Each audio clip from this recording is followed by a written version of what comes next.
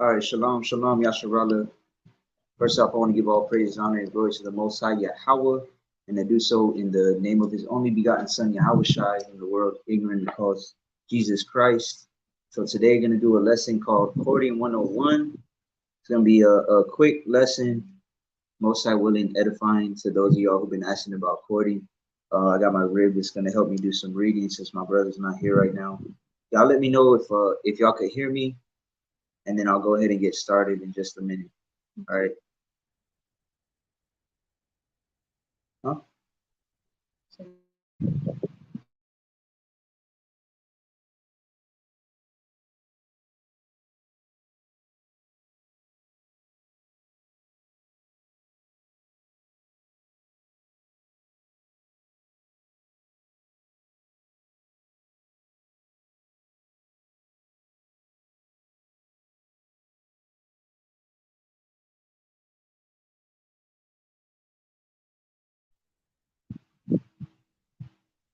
All right, so we're going to start in Sirach chapter 6 and verse 7.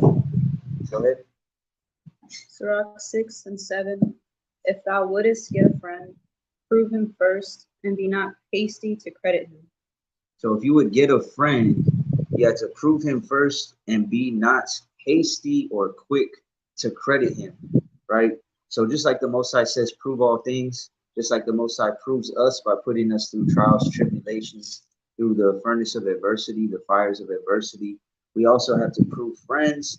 And how much more do we have to prove the people that we're courting or that we're going to be possibly married to in the future, right? We can't be hasty to credit people, even though that's something that happens a lot. So if you want to go to chapter 19 and verse 4, right? So it says, if thou wouldest get a friend, or if you're courting somebody, don't be hasty to give them credit, right? Well, they said that they've been following the law, statutes, commandments. They said that they're holy, etc. I'm just going to give them credit. I'm going to go off of that. That's not how we're supposed to do it, right? Go ahead. Ecclesiasticus chapter 19, verse 4. He that is hasty to give credit is light-minded. So he that is hasty to give credit, he that is quick or fast to give credit is light-minded, right? That's the biggest problem with people when it comes to courting and when it comes to marriage, is that they're very light-minded when it comes to this subject, to this topic, right? Would you agree with that? Mm-hmm. That most people are very light-minded. They don't take it as a weighty matter. We have to understand that marriage is a very weighty matter. Okay, if you want to get Genesis 2 and 24. Genesis 2 and 24. Hey, Shalom, Yahweh Shem Yahweh Shai Barakatah. Hope all is good with you and your household. Barzayah Judah. Right, so like I was saying, people take, it's like I was telling a brother yesterday, okay? When it comes to marriage, if you really look at it, it's an opportunity, like it says in Isaiah, to repair the breach. Okay, so if you have a man that is leading his household, his family, his wife or his wives, and his child or his children in the ways of the Most High, they are repairing the breach between us and the Most High, right? There's a gap between us and the Most High when we stop following His word. So by us having the opportunity as a man to raise up our children and teach our wife or our wives in the ways of the Most High, we are repairing that breach between us as a people and the Most High, right? So it's a very serious thing. Go ahead. This is Genesis chapter 2, verse 24. Therefore shall a man leave his father and his mother, and shall cleave unto his wife, and they shall be one flesh. So a man shall leave his father and his mother. Hey, shalom, shalom. Y'all, if y'all could let me know if the connection starts going out, if you can't hear me right. We have a bad internet connection normally. Most I willing, it'll go smooth though. So like she said, therefore shall a man leave his father and mother, and they will be one flesh, right? Not separate anymore. They become one flesh. Okay. So the first thing that I've told many brothers, right, have reached out to me and said, look, I'm trying to court this sister, I'm trying to do this or that, and they still live with their parents, right? Or they live with their dad, their mom, a friend, right? Or multiple friends, they all live together. And I tell them, you have to understand, according to the scriptures, and this is in the law, once you get married, you should be able to cleave to that wife, become one flesh, and be able to provide for her, and you start your own household together, right? Because that's one thing that the person that I looked up to as a father figure, my Theo, told me one time, even before the truth, was that he was like, never let anybody else live in your household once you're married, because it's only going to cause problems for your marriage, right? And that's a very good piece of advice that I still hold on to this day, right? In your house, it's a difference between letting someone live on your property and like in a separate home, but in your house, it's only going to cause issues, right? So go ahead and read it one more time. Therefore shall a man leave his father and his mother, and shall cleave unto his wife, and they shall be one flesh. So they shall be one flesh, and they'll cleave to their wives, right? So another thing I would say when it comes to courting is another thing that's very common that I hear, because like I've said many times, I'm in the position where I give a lot of counseling, is either the woman or the man, they plan on moving so into the parents' house or into the grandma's house or into the aunts or uncles or friends' house, and that's only going to cause problems, right? But the point of it is we have to understand that this is a weighty matter, right? Go ahead and go to Matthew 19 and 9, I believe. I'm gonna read Sirach 19 and 4 one more time. It says, he that is hasty to give credit is light-minded, and he that sinneth shall offend against his own soul. Right. So that first part, he that is hasty to give credit is light-minded. We cannot be light-minded when it comes to the courting process. Right. I've had brothers tell me that, oh well, I courted her for a month or for a couple weeks or 3 months, or we kept 3 holy days together, and it all seemed good. And then they got married, and then it was like holding a scorpion in their hand, right? And vice versa. I knew a brother that was real close to me that was coming to study, was going out and teaching, etc. As soon as he got married, that was it. I don't think he ever came to another study, right? After that, that was it. So you have to be very careful, and you can't be light-minded when it comes to giving credit, because like I said, this is a very weighty matter when it comes to marriage. Go ahead. This is Matthew chapter 19 and verse 9. And I say unto you, whosoever shall put away his wife, except it be for fornication, and shall marry another, committeth adultery. And whoso marrieth her which is put away doth commit adultery. So Yahushua said, whoever puts away his wife, right? He gets rid of his wife. He wants to divorce his wife for whatever reason. And it's not for fornication, right? It's not because she went and slept with another man. He is doing what? He is committing adultery if he gets another wife. Because I've heard that as well. A brother, so-called brother, will leave a woman, and then real soon, weeks or a month later, he'll have another wife, or he'll have more wives, right? And we know why that happened. It's completely out of lust, right? If you want to get Tobit 8 and 7, as a matter of fact, Tobit 8 and 7. So I'm gonna read it one more time. It says, whosoever shall put away his wife, except it be for fornication, and shall marry another, committeth adultery. And whoso marrieth her which is put away doth commit adultery. Right. So not only is the man, if let's say the man and the woman, which you'd be surprised, in one of the most well-known camps, one of the biggest camps, right? There was a, let's just say, I won't say rumors because I know one of the brothers that was involved, right? But the word got out to a lot of people that what happened was this brother, who I did know personally, he got married to a sister, right? Had sex with her. They saw this marriage. For whatever reason, they said, you know what, we're not going to stay together. And within months later, he went to one of those Hebrew summits, right? And he saw her already married to another brother from another camp, and they were there at the Hebrew summit, right? So this is something that it definitely happens. That's just one example, but I know of many examples that I personally have heard of from brothers that were a part of it, or even sisters that were a part of it. Right. So this is a common thing, and we have to understand that this is just causing adultery to go around. right? It's a snowball effect when one person, let's say you're courting a sister, right? And that's why I tell brothers too, like you're gonna have to ask, you have to be able to ask uncomfortable questions, right? It may not be right at the beginning. Oh, hey sister, yeah, just meeting her. So how many people have you slept with? How long have you been in the truth? Have you had sex since you were in the truth? It's not gonna be that quick, right? But it's gonna come to a point where you're gonna have to ask those uncomfortable questions. You're gonna have to be able to talk about it, and you're gonna have to use discernment and pray for discernment at all times, because a lot of sisters in this truth and brothers as well, right? But I'm speaking from very recent events that have happened around me, and I've even been a part of inadvertently, right? Where the sisters are just straight up lying. They're courting and they're straight up lying. Or they're courting one brother and then find out they're courting another brother at the same time, right? Or being courted by another brother at the same time. And off as hell, right? Off as hell. But the thing is, a lot of times, like with that one incident with the brothers that at the Hebrew summit and stuff, the brother that was courting her the second time, he didn't even know, because she didn't tell him, right?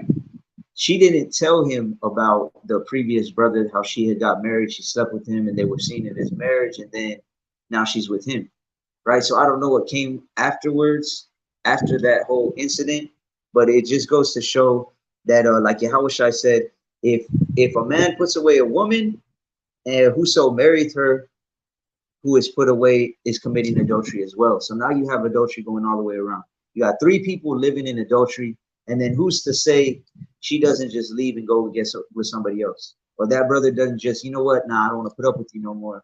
You don't cook good enough, get out of here. And now more people are in adultery because they're going to go get with more people, right? So go ahead and go to first, or Salakia, go ahead and read Tobit. Tobit chapter 8 and verse 7. And now, O Lord, I take not this my sister for lust, but uprightly. Salakia. So Tobias was about to get married, right? And when he was going to get married, he went into the wedding chamber, and right before he was going to have sex, this is what he did. Go ahead and read it one more time. And now, O Lord, I take not this my sister for lust, but uprightly. Therefore, mercifully ordain that we may become aged together. So he said a prayer to the Most High, right? And it's like I've said on previous lessons and things of that nature. How many, just ask yourself, right? How many brothers do you know, or do you think would be like, oh, okay, you're going to be my rib, whatever. Okay, let's go into the room. We're going to consummate the marriage. And the majority of them are just going to be like, all right, take off my shirt. Let's get to it, right? But Tobias was so in the spirit that he paused, he stopped, he actually, they both kneeled down, and he started praying to the Most High before they even consummated the marriage, right? He said, I take not this my sister for lust, but uprightly. A lustful man is going to be like, all right, yeah, I'm a man of the Most High. Let's get in the bed. Let's do it, right? He said, all right, let's get down. Let's pray to the Most High. And then he said, therefore, mercifully ordain that we may become aged together, right? Have mercy on us and ordain and order our marriage so we can get old together, right? So for one last time, I mean, we just have to understand when it comes to courting that marriage is a very serious covenant before the Most High, right? What do you have, Mama? Mm-hmm. You want to go to 1 Corinthians 7 and 39? 1 Corinthians 7 and 39. That's mighty, right?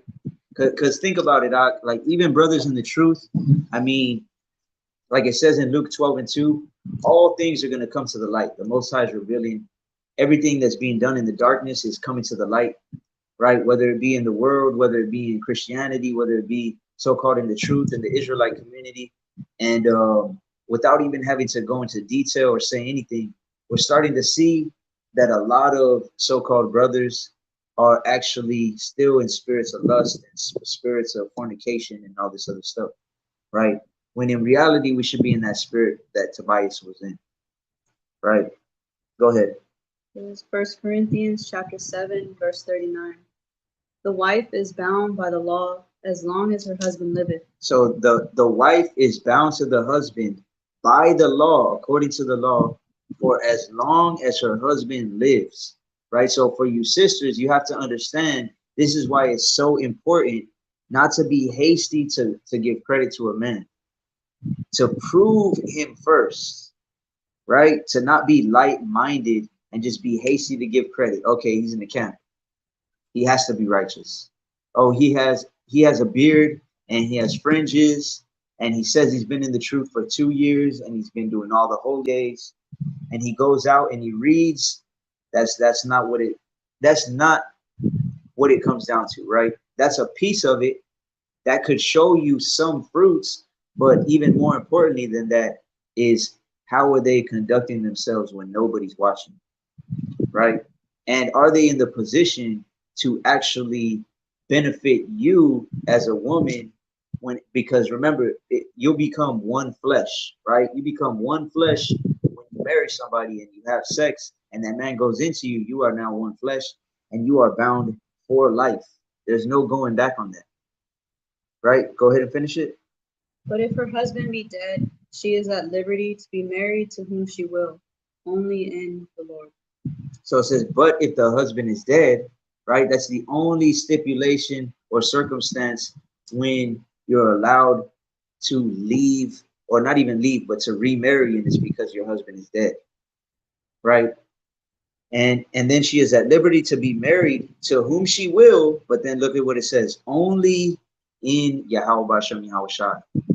In other words, okay, he died, and I've actually had two widows reach out to me recently. I had never really, I think maybe a few years back, I had talked to one, and then two reached out to me recently, asking for advice, counsel, etc. So there are widows out there, right? But even then, it says you're at liberty to be married, but only in the Lord. Meaning, it needs to be a man that has wisdom, that's dwelling with wisdom, right? So if you want to get Sirach 30 and 17, Sirach 30 and 17. So this is Hebrews 13 and 4. It says, marriage is honorable in all, right? The Most High sees your marriage, it's respectful when a man and a woman get married, right? If they're doing it in the right circumstances. And the bed undefiled, but whoremongers and adulterers, Yahweh will judge. So this is why it's very important to be married, because if not, let's be real, in this modern day society, in this over hypersexualized society, the majority of, let's just say, men going first, right?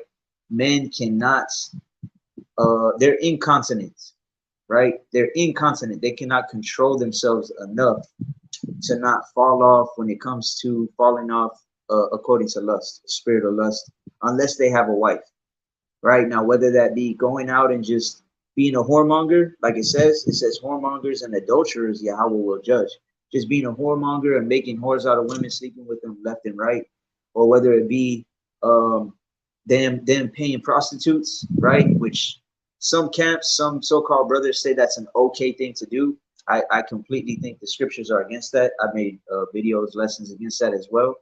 Or whether it be they fall into lust with pornography, right? And I've had many brothers over the years and recently just hit me up and, man, it's an addiction, it's a spirit, and I just can't get it off me, right? Which is why it's very important and expedient even to have a wife, especially in these last days, because everything is hypersexualized. You watch TV, you got chicks half naked, right? You watch a movie, same thing. You see commercials, ads. You go out in public, right? We go to the store. You're gonna see some titties and you're gonna see some butt cheeks. I guarantee you, right? And some of them may even be men dressed as women, right? You're gonna see skin everywhere you go. So this is why I'm gonna read it one more time. Hebrews 13 and 4 says, marriage is honorable in all, and the bed undefiled. You're supposed to keep the bed undefiled, meaning you sisters are not supposed to have no men in your bed until you're married, right? You brothers aren't supposed to have women in your bed until you're married or getting married. but whoremongers and adulterers, Yahweh will judge. Right? So go ahead. This is Ecclesiasticus chapter 30, verse 17. Death is better than a bitter life or continual sickness.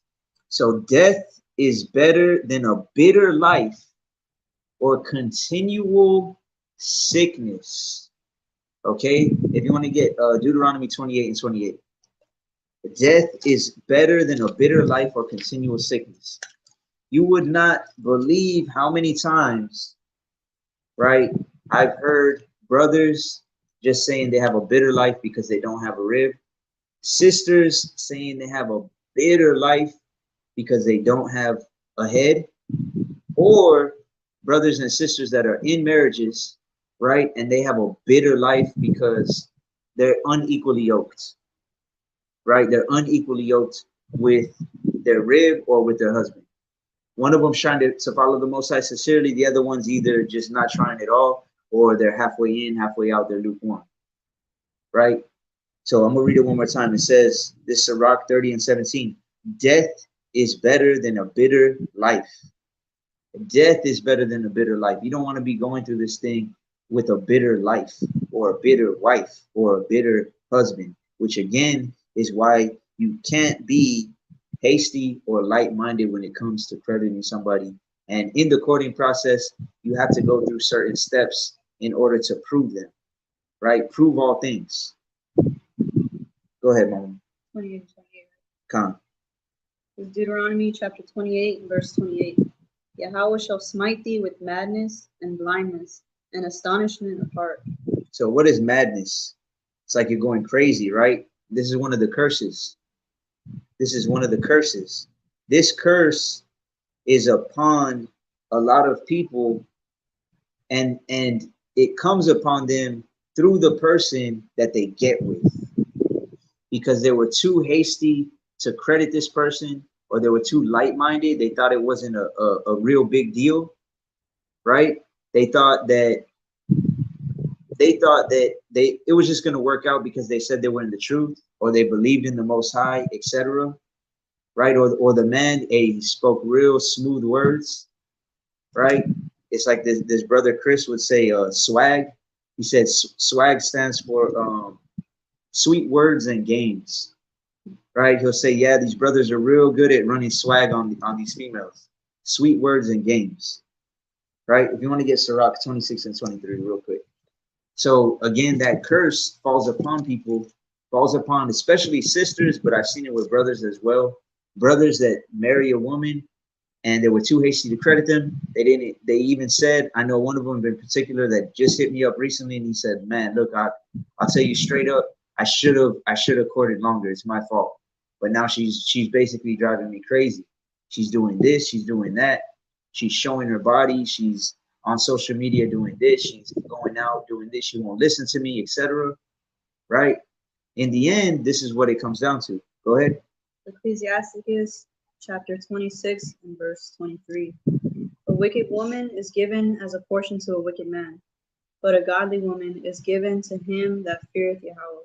So in the end, a wicked woman is given as a portion to a wicked man, right? But a godly woman is given to him that feareth Yahweh. Okay, so when you see brothers or so-called brothers, that's because I've had people ask me too, like, man, well, what do you think about this? Or what do you think about this brother, that relationship, or this, that, and the other? And I don't get into specific situations if I'm not a part of that, like that. Metal not in matters that doesn't concern thee, right? But what I'll always tell them is this verse right here. Go ahead and read it one more time. A wicked woman is given as a portion to a wicked man. A wicked woman is given as a portion to a wicked man. So if you're a so-called brother, or you, let's just say, not even you, right? If you see somebody in the truth, and it's the head of a camp, and they got a wicked wife, and they're doing all this wickedness, right? Or you come across their social media, and they're just a bunch of wickedness, or people are sending videos and stuff. Man, look at what happened here, right? You have to understand, a wicked woman is given as a portion to a wicked man. That's why it's happening. You reap what you sow, right? The Most High always, always, always deals with righteous judgment. So if you're being wicked, then okay, you're gonna sow wickedness. You're sowing wickedness, you're gonna reap wickedness. Right? Go ahead and finish it. But a godly woman is given to him that feareth Yahweh. But a godly woman is given to him that feareth Yahweh. Right? So when you truly fear the Most High, right, then Yahweh is going to give you a godly woman. Right? Because think about it this way, right? He already knows the desires of our hearts, right? Like the scriptures say, like it says in Psalms, what is it? I believe it's 34 or 37, where it says, delight yourself in Yahweh and he will give you the desires of your hearts. You got to delight yourself in these scriptures, delight yourself in just getting wisdom, right? The when you get wisdom, let's put it this way. When you make wisdom, like I posted about before, when you make wisdom your first wife, your spiritual wife, so to speak, because it always compares in the scriptures. We know that Hebrew was written very poetically. It compares wisdom to a woman, right? And it says that you're supposed to have her and you're supposed to want to keep her just like a wife for life, right? So once you're able to do that, then the Most High is going to then reward you or gift you, like it said here, gift you with a wife. Go ahead and read it one last time. A wicked woman is given as a portion to a wicked man, but a godly woman is given to him that feareth Yahweh. So a godly woman is given to him that fears Yahweh, right? That fears the Most High. So you need to get wisdom, obviously, and fear the Most High. Delight yourself in Yahweh and fear the Most High, right? Isaiah Judah, Job's wife went off, not the same as wicked woman though, correct?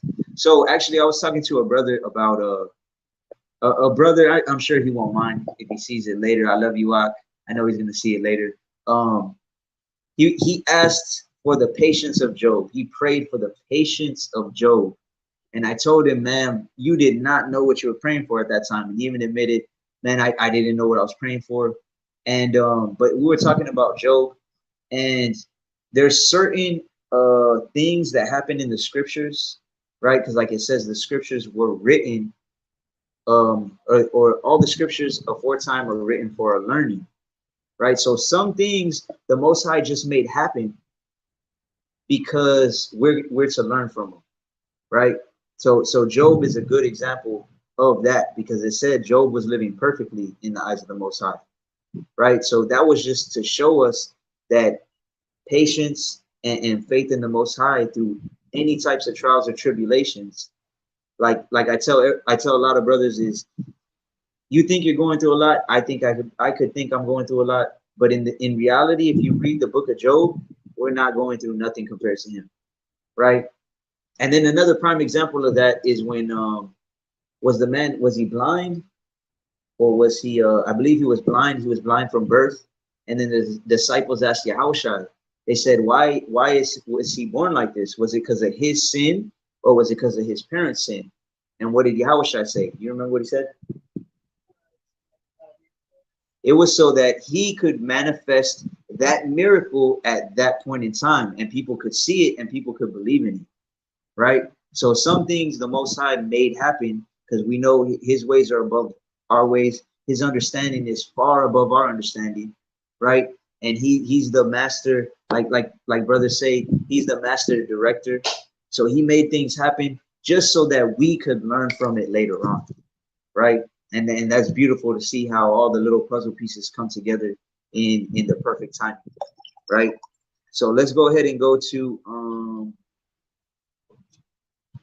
let's go to, you know what, let's go to Matthew 19:26, right? So some brothers have told me, or I've talked to them, and they tell me that with all the wickedness going on right now, and basically us living in a queendom as opposed to a kingdom where women have more power than us, women rule over men the majority of the time, right? They say things like it's impossible to find a woman that's godly, right? And to me, saying that it's impossible to do anything is not a good thing, because it's limiting the Most High's ability. It's limiting his power, right? If life and death is in the power of the tongue, then we have to understand that we have to speak life into the positive as opposed to the negative, right? So go ahead and read that. This is Matthew chapter 19, verse 26.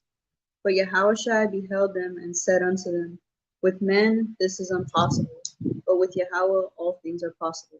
So with Yahweh, all things are possible. So we can't put a limit on the Most High Spirit that makes all things happen, right? By saying, oh, well, it can't happen, or I can't do this, or it's impossible, right? That's just something that needs to be said, because I've heard multiple brothers, and especially from a certain camp, well, they'll say, well, nah, I'm just going to wait to the kingdom, right? And I'm not saying that that's not going to happen for some brothers, right? Some brothers, they may be speaking, I'll tell them, hey, thou sayest, right? If you're going to speak that in, you want to speak that into existence, we got to remember ye are gods, and all of you are children of the Most High. And life and death is in the power of the tongue. I would rather speak positivity into my life and the things and events and people around me than negativity. But to each his own. Sometimes the Most High puts the spirit on brothers to say certain things because maybe that's their lot, right? It's like we talked about many times before. One thing my household prays for all the time is Luke 21 and 36, right? What does it say? Pray that you're accounted worthy to escape all these things that are coming to pass. So pray to escape all the things that are going to come to pass in Jacob's trouble, right? I know brothers that are like, man, I'm ready. I'm going to get beheaded for the Most High. And I'm like, damn, I mean, thou sayest, right? Maybe you have a different lot. Maybe that is your purpose. Maybe that's what you want to do. But as for me and my house, we're going to pray always that we're accounted worthy to escape all those things and to stand before Yahweh Shem Yahushua, right? Because that's what Yahushua said to pray for, right? But in the end, like I said, we all have different lots. We all have different paths, even though we're all trying to walk the straight path, right? So go ahead and go to Sirach 6 and 17. But you know what? I'll get that. You get Proverbs 31 and 10. Right. So this is Sirach 6 and 17. So again, if you want to find somebody to court, or if you're in the courting process, right, this is something that applies to you either way. Whoso feareth Yahweh shall direct his friendship aright. So again, it comes down to fearing the Most High. If you truly fear him, then he's going to direct your friendship, your courtship, your marriage aright. For as he is, so shall his neighbor be also. Right? So when you fear the Most High, he's going to direct your friendship in the right direction. But like it says, as he is, so shall his neighbor be also. If you're wicked, you're gonna end up with someone wicked. If you truly fear the Most High, you're gonna end up with someone who fears the Most High. Right? Go ahead and read that. This is Proverbs chapter 31 and verse 10. Who can find a virtuous woman? For her price is far above rubies. So a lot of sisters, or so-called sisters, or Christian women, or just women in general quote this, right? Who can find a virtuous woman? For her price is far above rubies. Who can find a virtuous woman? Me and the brother, y'all were talking yesterday about how rare rubies are, right? They're so rare right now. I think they're the second or the third most precious stone right now, like most valuable stone in the whole earth, right? So who can find a virtuous woman?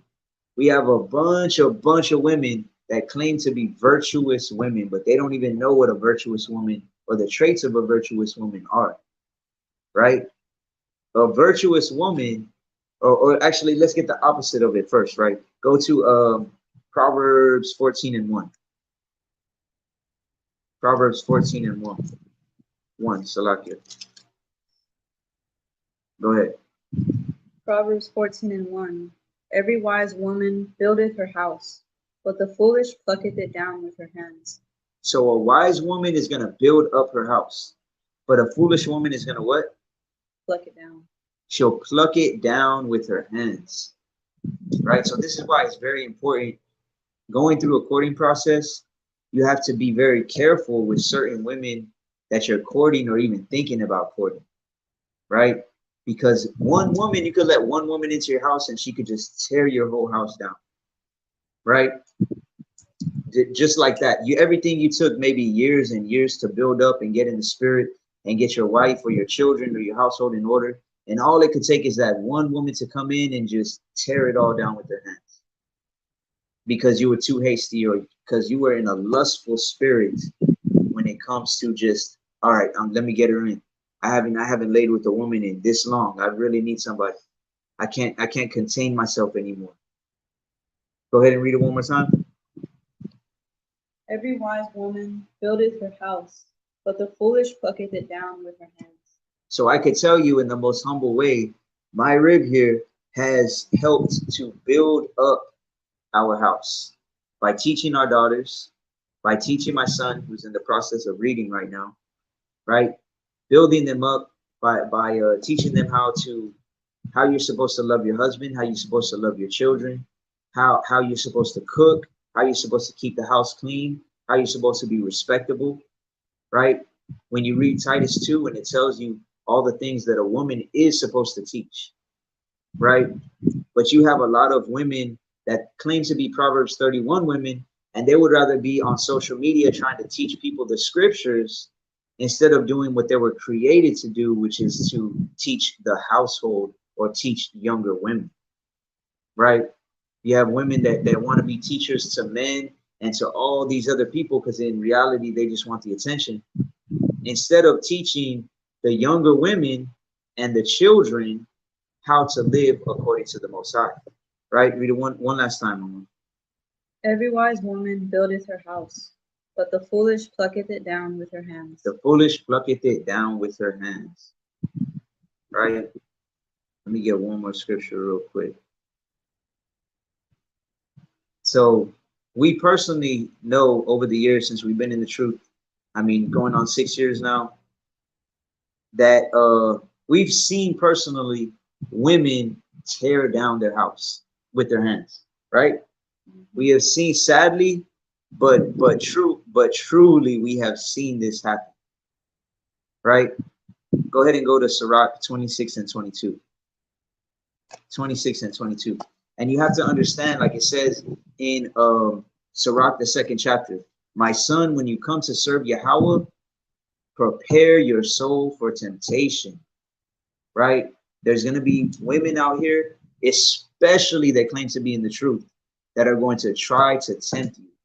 They're going to try to, they got that Jezebel spirit. What did Jezebel want? Jezebel was actually a very violent spirit. She wanted the blood of the prophets, right? She wanted the blood of the, she had tens and dozens and dozens and dozens of prophets killed, right? So a lot of these women have Jezebel spirits on them, and they are trying to kill you spiritually. But you never know. They might kill you. They might kill you physically too.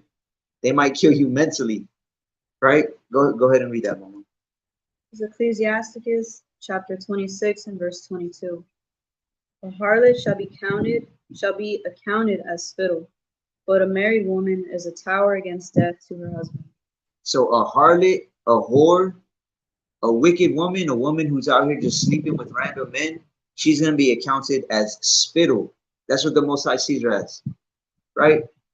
How much worth does spit have? When I'm working outside every day, you know how many times I spit every day? It's nothing. You accounted for nothing, right? You don't think of, oh man, how many times did I spit? It's nothing. It's literally nothing. A harlot is going to be counted as spit, but a married woman, what? Is a tower against death to her husband. A married woman, a woman that's godly, is a tower against death to her husband. Because guess what? Now he's not so likely, if she's doing the things she's supposed to do, he's going to be happy with it, right? He's not going to have to be out here looking for some woman to just sleep with, because this woman is providing for him, for providing his conjugal rights, so to speak, right? She's providing for him when it comes to cooking, keeping the house clean, come home from work and already got a meal, right? You're dirty, come home from work and you go into the restroom and there's already clothes there. right? Or even it says, but a married woman is a tower against death to her husband, right? Even it was more than a year ago. Yeah, it was more than a year ago when there was a certain woman that wanted to court or wanted me to court her, right? And I went straight to my rib and I told her, what do you think about this? And right away she was like, this, and this. Check out this, and this. And I could already see it, right? But just having her to back that up, she's a tower against death. And I was like, you know what? Nah, that's definitely not this. She's not in the right spirit, right? That's literally a tower against death because that woman could have came in and just tore down the house, right? And then, right, we know of a circumstance where the same sister went and almost tore down another house, right? So a woman, a married woman, is a tower against death to her husband. When you're courting a sister, you need to know, okay, is she gonna have my back, right? Is she gonna have my back spiritually, mentally, physically? Is she gonna do these physical things that's gonna help me out? Is she gonna mentally? She's gonna be there for me. Oh, you had a bad day. You know what? And you don't even want to talk, and she knows. You know what? I'm gonna give him a massage. I know he had a long day, right? Or you know what? I know he's hungry. Hey, what do you want to eat so I can have it ready? Or you know what? I know he said the other day he wanted this. I'm just gonna have it ready. I'm not even gonna ask, right? So let's go ahead and go to that's dealing with the woman, right? Actually, get Proverbs 20 and 6, and I'll get Proverbs 25. So with the woman, remember it said, who can find a virtuous woman? Her price is above rubies. It's saying this because rubies are not easy to find, right? There's 1, 2, 3 fields behind our house, right? 2 sugarcane fields, and then a big old cornfield, and then a field of hay.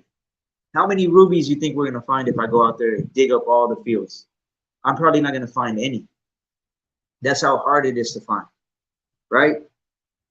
So now we're gonna talk about a man, right? Go ahead and read 20 and 6. This is Proverbs 20 and 6. Most men will proclaim everyone his own goodness. Most men will proclaim their own goodness. We see this happening all the time with brothers that are prideful, right? If it's like I would tell my rib before we were even in the truth, right? Because I did MMA for 13 years, and I would tell her like, if somebody knows how to fight, are they gonna go and, oh, I can fight? Oh yeah, I can whoop. See that dude? I can whoop his ass. They don't need to do that because they know that they can do it, right? So when you have some brothers out here, and it's rare, but you do get them where, oh yeah, well, I have so much wisdom, I have so much knowledge, or I've been in the truth for this long, and you could tell it's in the spirit of pride, right? That's exactly what this is talking about. Most men will proclaim everyone his own goodness. Go ahead. But a faithful man who can find. But a faithful man who can find. A man that is full of faith, who can find that? It's very hard to find, right? And this is why a lot of sisters have reached out to me and still reaching out to me and like, man, it's just really hard to find.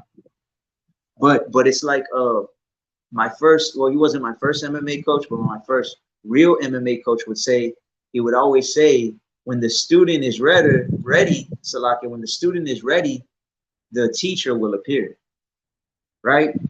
A lot of times your wife isn't coming, your righteous wife, your godly wife, or your godly head isn't coming because you're not ready for it.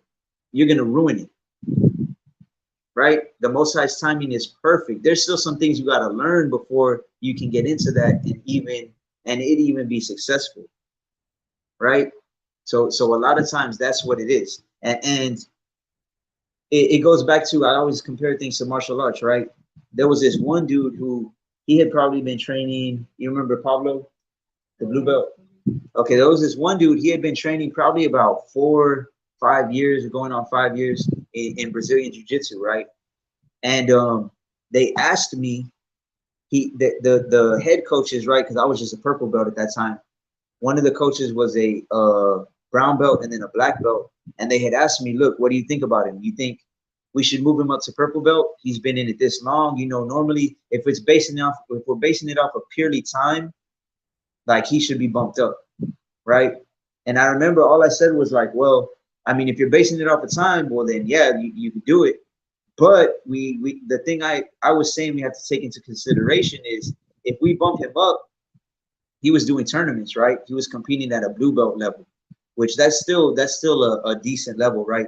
But going up to a purple belt, you're gonna be dealing with some dudes who, man, some bad who will just they'll break your arm off in a few seconds if you make a wrong mistake, right? So they were like, okay, that's a good point. You know what? Let's put him with the higher belt. We're gonna see how he does, and then we'll go from there. So what were they doing? They were putting him through that fire of adversity. They were trying him. They were putting him through a trial to see if he could prove himself that he's ready to move up to that next level, right? And that's a lot of times that's what the Most High does. The Most High has to see, okay, are you really ready for this? Because sometimes we pray for things, whether it be a wife, whether it be a husband, whether it be a home, whether it be whatever the case may be, and you're just not ready for that responsibility yet, right? You got to go through some things, you got to learn some things, you got to gain some wisdom through experience, and then you may be ready for that, right? You want to read that one more time? Most men will proclaim every one his own goodness, but a faithful man who can find? So most men will proclaim every one his own goodness, but a faithful man who can find. Just like it's hard to find a godly woman, it's hard to find a faithful man too. And actually get 20, I think it's 27:2. Just because me and a brother were just talking about this yesterday. Let me see. Con. Yep. Go ahead. Proverbs 27 and verse 2. Let another man praise thee, and not thine own mouth. Let another man praise you and not your own mouth. Oh, I'm so wise. Oh, I have so much knowledge. Oh, I'm such a good husband. Oh, I'm such a good fighter. Whatever the case may be. Start from the top and read it one more time. Oh, sure.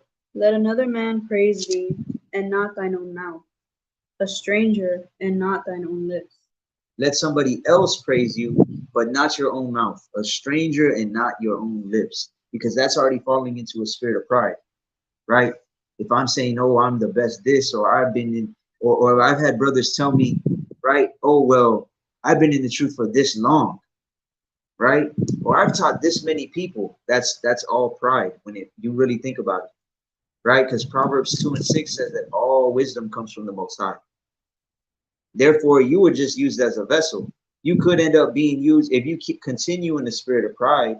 You could be one of those, like it says in Sirach, that teaches many but is unprofitable to himself, right? Maybe the Most High just used you to bring other people into the truth, right? Imagine that. The Most High just used you, and you can apply this to some people who've been in the truth for a very long time. Oh, when are you gonna be done? In a few minutes, Mama. Go back to the room, okay? Love you. Okay. So like I was saying, you can apply this to think about some of the top people in some of the top camps, right? Not saying that they can't repent. We all have a chance at repenting. Khan. The brother Barzayah said off itself. It is off itself. And that's why I've said I've made soap. That's probably one of the things that I posted on so many times continuously, right? There's that one picture of it's like a dude in armor, right? He's got the full body armor on, and he's got the helmet on, and it's got the little like eyepiece where you can see through, right? And then the armor is like keeping the commandments, having faith, memorizing the precepts, and then right through here, it's that arrow that goes and hits him in the eye, and it says pride, right? Imagine coming into the truth and you learn all the breakdowns and all the precepts and all these things, and you've been in the truth for 5, 10, 20. I know a brother that's been in the truth 25 years, right? But then you fall into a spirit of pride, and then it's all done with, right?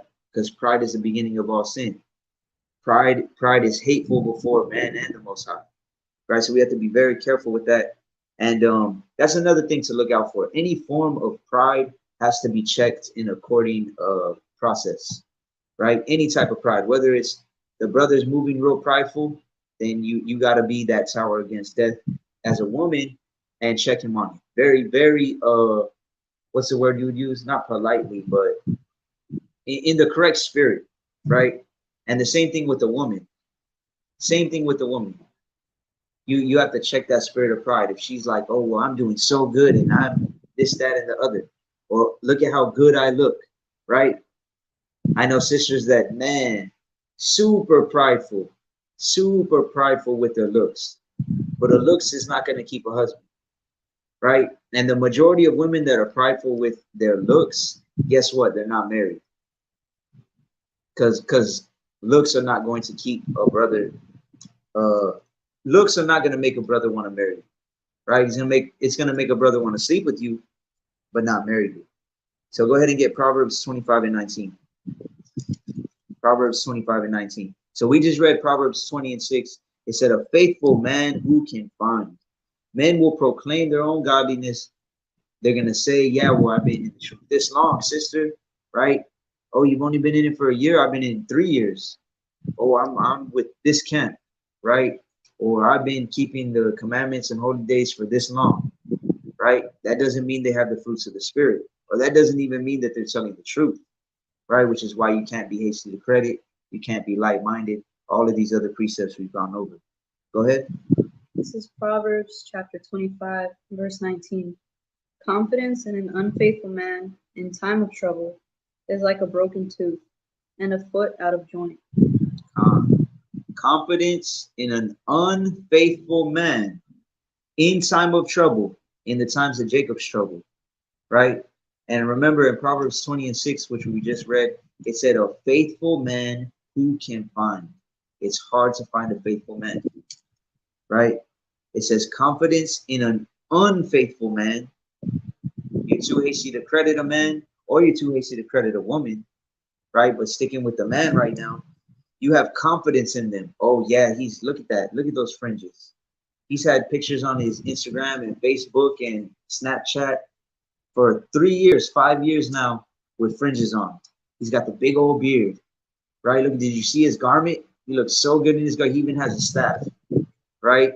He goes out with those brothers and reads. But if he's truly unfaithful, which you can only learn if he is faithful or unfaithful by trying and proving him, confidence in an unfaithful man in time of trouble is like a broken tooth and a foot out of joint, right? So the times we're coming into Jacob's trouble, if your confidence is in an unfaithful man, it's going to bring you a whole lot of pain, right? It's like a broken tooth. You have a broken tooth, like me and the brother y'all were saying on the last live, right? You have a broken tooth and you bite into an apple and you just break that tooth and you hit that nerve. I don't know if y'all have ever had a toothache where it's the nerve, man.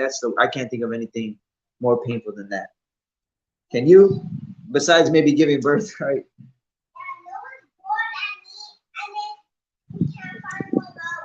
Get them on real quick.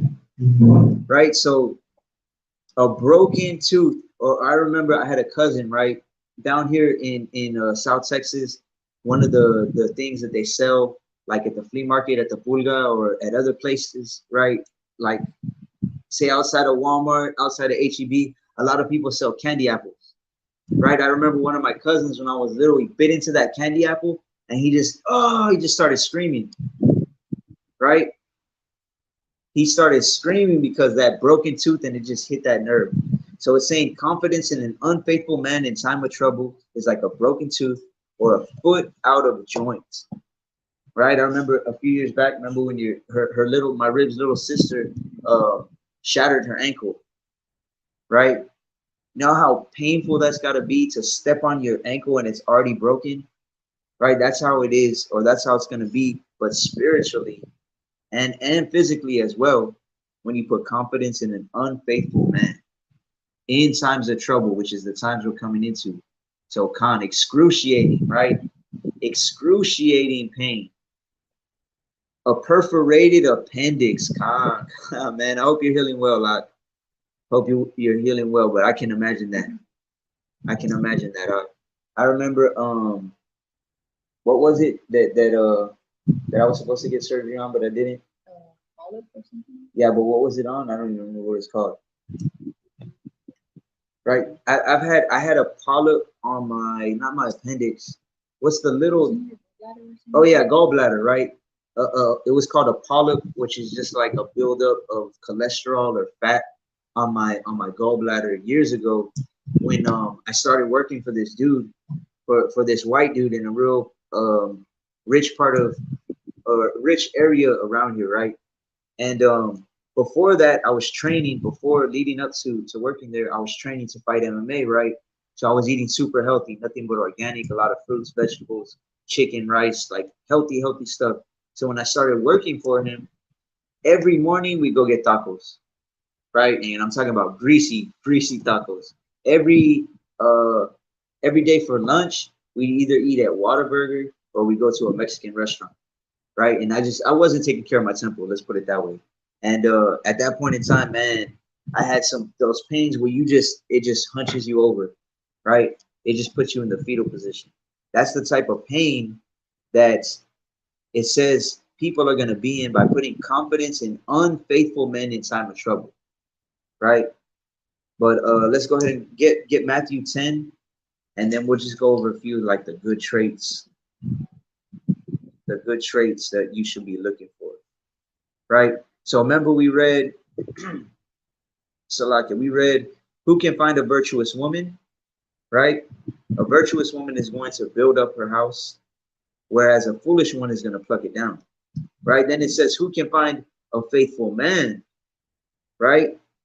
And if he's unfaithful in time of trouble, it's going to lead to a whole lot of pain, right? But go ahead and read Matthew 10 and 36.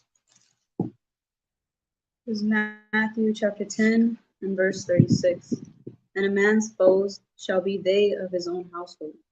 A man's foes shall be they of his own household. This is what Yahushua said, right? So imagine your foe or your enemy being your wife. Imagine your foe or your enemy being your husband.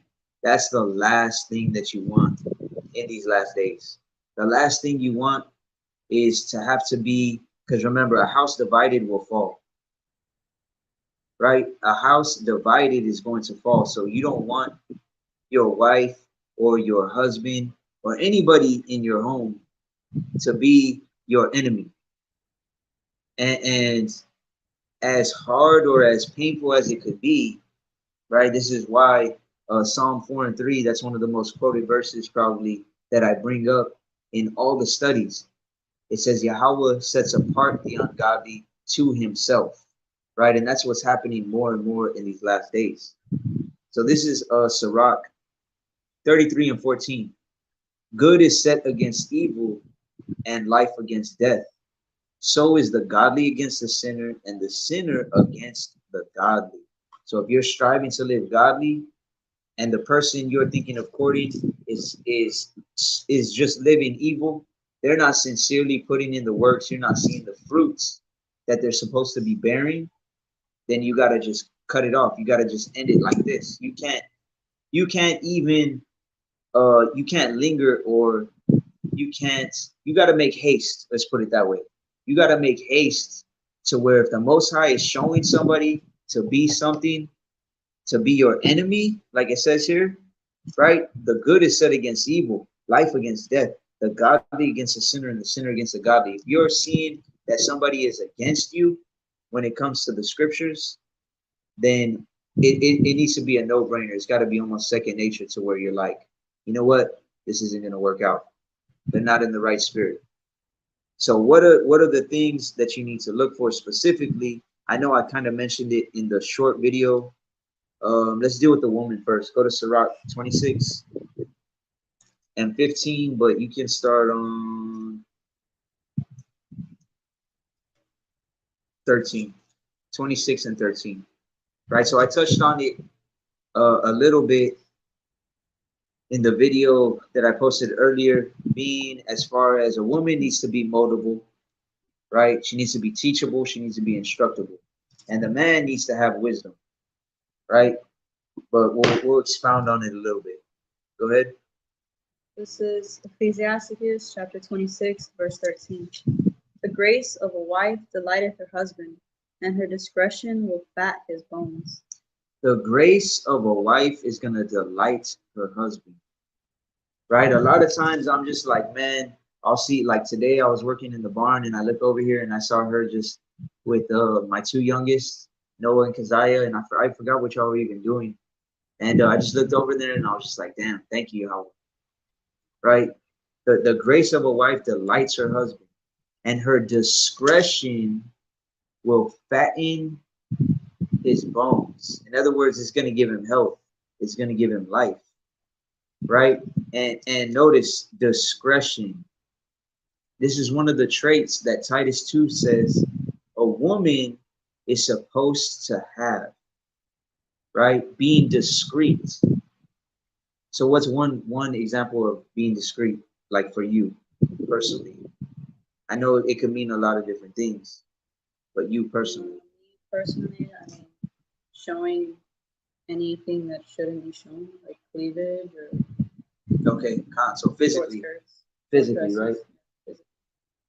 So being discreet, obviously one of the most important ones, one of the most basic, that should be the milk when coming into the truth, right?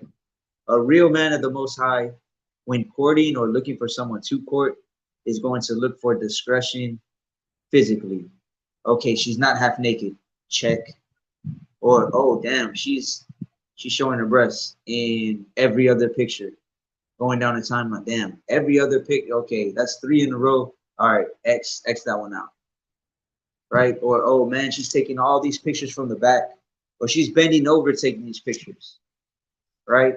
Or she's taking pictures with her legs spread wide open. That's one of the worst ones. That's just like, man, that like you're literally telling a man, and then some of these same women will get mad. Oh well, oh they want me for sex. I'm not an object. Well, that's what you're displaying, right? That's like if you go to, we're walking through the mall and they got a bunch of candies in the glass, and I go in, I'm like, hey, where's the candy at? They're like, what's wrong with you? This is a furniture store. Well, what are you displaying? Right? That's what people are going to come in for. But discretion can also mean not, you're trying to avoid errors or trying to avoid, you're being circumspect and cautious about certain things, about how you're going to speak, about how you're going to act, right? Well, if I say this, it can definitely be taken the wrong way. Or if I say it like this, right? If I say it in this tone, or if I bring up the past or whatever the case may be, she's just going to be very careful as to not offend. Let's put it that way. Whether it be showing her body, whether it be the way she speaks, whether it be certain things she says, etc., or does. Right? So go ahead and read it one more time. The grace of a wife delighteth her husband, and her discretion will fatten his bones. And another thing is being graceful, right? As a wife, being graceful, there's nothing graceful about a loud woman, right? Just loud woman. You have different types of loud women too. Like you'll have a woman that's just always loud, just right? We know a lot of people like that. Then you have women that are just they like to joke around a lot, but it's really loud, right? And it can come off the same way, right? It in reality, it's good for a husband and a wife, and that's actually like that brother was bringing out. You want to get Genesis 26:8, I think it was. It's good to be able to play around, right, with your wife or with your husband, right? We do it all the time. Or there's a time and a place for everything, right? There's certain times where you could joke around and play around and things like that, but there's also times to be serious. But at the same time, a graceful woman, it says the grace of a wife delights her husband. There's nothing graceful about a loud, clamorous woman. Go ahead and read that, Mama. It's Genesis chapter 26 and verse 8. And it came to pass, when he had been there a long time, that Abimelech, king of the Philistines, looked out a window and saw, and behold, Isaac was sporting with Rebekah his wife. So Isaac and Rebekah were sporting, right? Abimelech, who was the king, he looked and he saw them sporting. When you look at that, it means like joking around. They were playing around and stuff. That's a good thing to have between your husband and wife. And that only comes through time. right? That comes through not being hasty. Or like that precept I showed you earlier. What was it? Sirach 9 and 10. I think it's 9 and 10. Yeah, you can get it real quick. Right? That comes through not being hasty. That's another thing that you should be able to do. You should be able to joke around with your husband or your wife, right? And that only comes through time, right? Because you know, when you're first talking, it can be, there's certain times where it could be not awkward, but where, say, we're talking and then talking on the phone or in person, and there's that little period of silence, right? And then you're just like, okay, like, what can I say? You know what I mean? But through over time and being around each other and knowing each other, you're gonna learn how to be comfortable even in that silence. Or you're gonna be like me, and when that would happen, I mean, well, the majority of the time I'll try and make her laugh, right? I'm gonna bust a joke and I'm gonna try and make her laugh. But go ahead and read that, Mom. This is Sirach chapter 9 and verse 10. Forsake not an old friend. So it says, forsake not an old friend. Go ahead. For the new is not comparable to him. A new friend is as new wine. When it is old, thou shalt drink it with pleasure. So forsake not an old friend, right? Because the new is not comparable to them. Meaning, when you have an old friend that you've known for years and years and years, right? You've already been through some things, right? There's certain things I could say to her in front of another brother, in front of another sister, and we'll start cracking up, right? And they're gonna be like, what? They're gonna smile, right? But they're gonna be like, the hell are they talking about? Why? Because we've had experience, we've been around each other for a longer period of time, right? So it says, forsake not an old friend, for the new is not comparable to him. A new friend is as new wine. When you get new wine, right? If you go to the dollar store, you could get new wine that hasn't been aged. You can get it maybe $3 to $5, right? But the older that wine gets, the more and more and more expensive it gets, right? Because it's been aged. It's took a long time to build that wine up to that level of quality, right?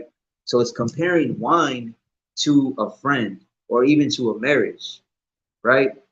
Like, would you say that we know each other a lot better now than when we first got married? Yeah.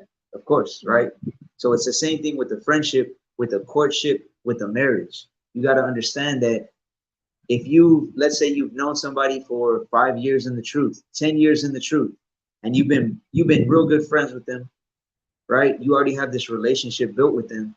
And then you meet someone else that's just came into the truth and you're like, let me see, I'm going to court this person.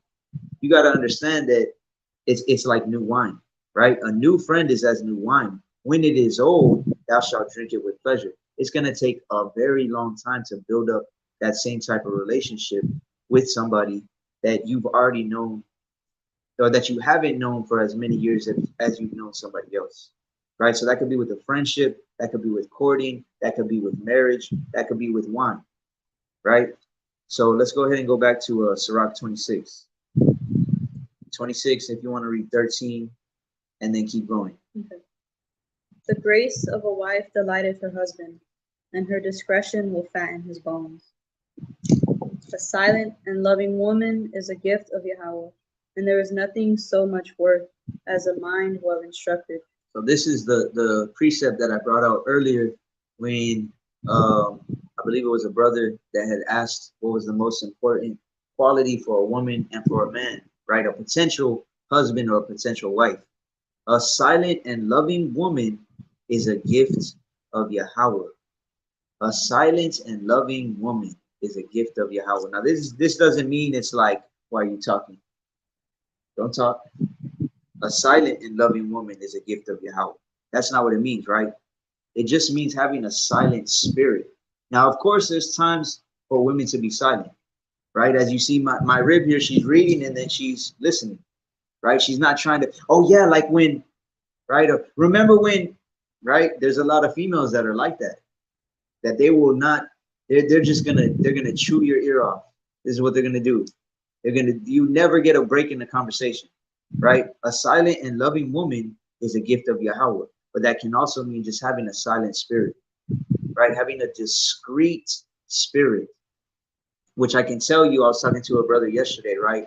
I can tell you, man, and I think the brother's on here, the brother Daniela, how we were talking about it, like, man, women nowadays, when it comes to discretion, the majority of women, even in Israel, that is what they're truly lacking in big time, right? The brother commented me or complimented Salakia, and I'm just saying it because we just read Proverbs 27:2. You want to hold that and read it? We'll read it one more time, right? The brother complimented on how my rib, like, she even when she had social media and had, or she has Instagram, but she only has like what, maybe like 10 people, 11 people, and they're all, it's no brothers, let's put it that way. There's no brother she's going to be talking to, or they're going to be liking any of her stuff, things of that nature, right? Having a woman that has a silent, discreet spirit is something that is so valuable in these times, because most sisters have the opposite of a discreet spirit. They want to teach, they want to get likes, and they want to show their body, and they want to get likes and comments, and they want to show how beautiful their consonants and their outfits are, right? They're not discreet in any way, shape, or form, right? But I appreciated that. I don't know if the brother's still on here. The brother Daniel Ali had said, yeah, like that's. I was talking to another brother, and like that's something that is I can't remember if he said commendable or something to that effect. That having a woman that can just give up social media because her husband says, look, what's the benefit of it? I'm teaching you, right? There's nothing else you really need. You want to get on there and just, look up cooking videos or training the horse, stuff like that, go ahead, right? Then that's perfectly fine. But I guarantee you, brothers, right? If you're courting a woman, right, just test her. Just test her out. Just ask her the question, be straight up. So what if we're married and I found that it wasn't profitable for you to have social media anymore? And see what she says. I guarantee you that's going to teach you a lot about her.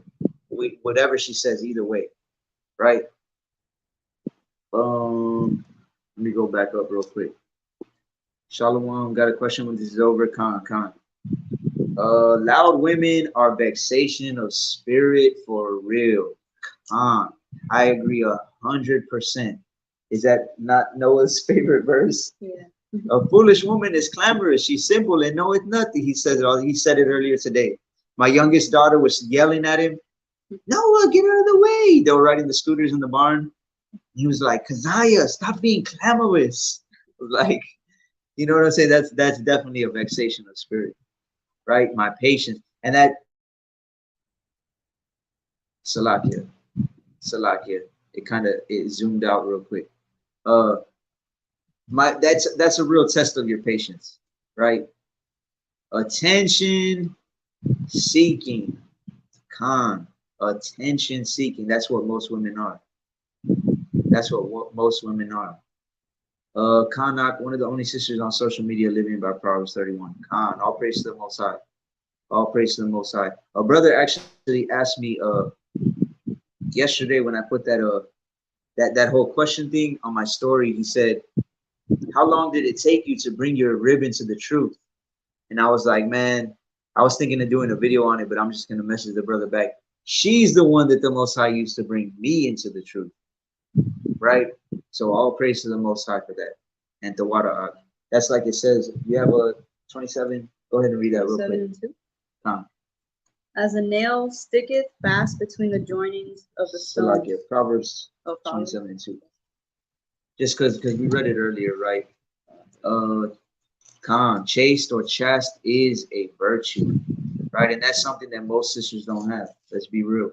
Most sisters don't have, right? Did you guys have some type of wedding ceremony? So we did have. What we did was we had it was actually my jiu-jitsu coach, right? At the time, this was about 6 years ago, right? Or Noah was just born? 2017.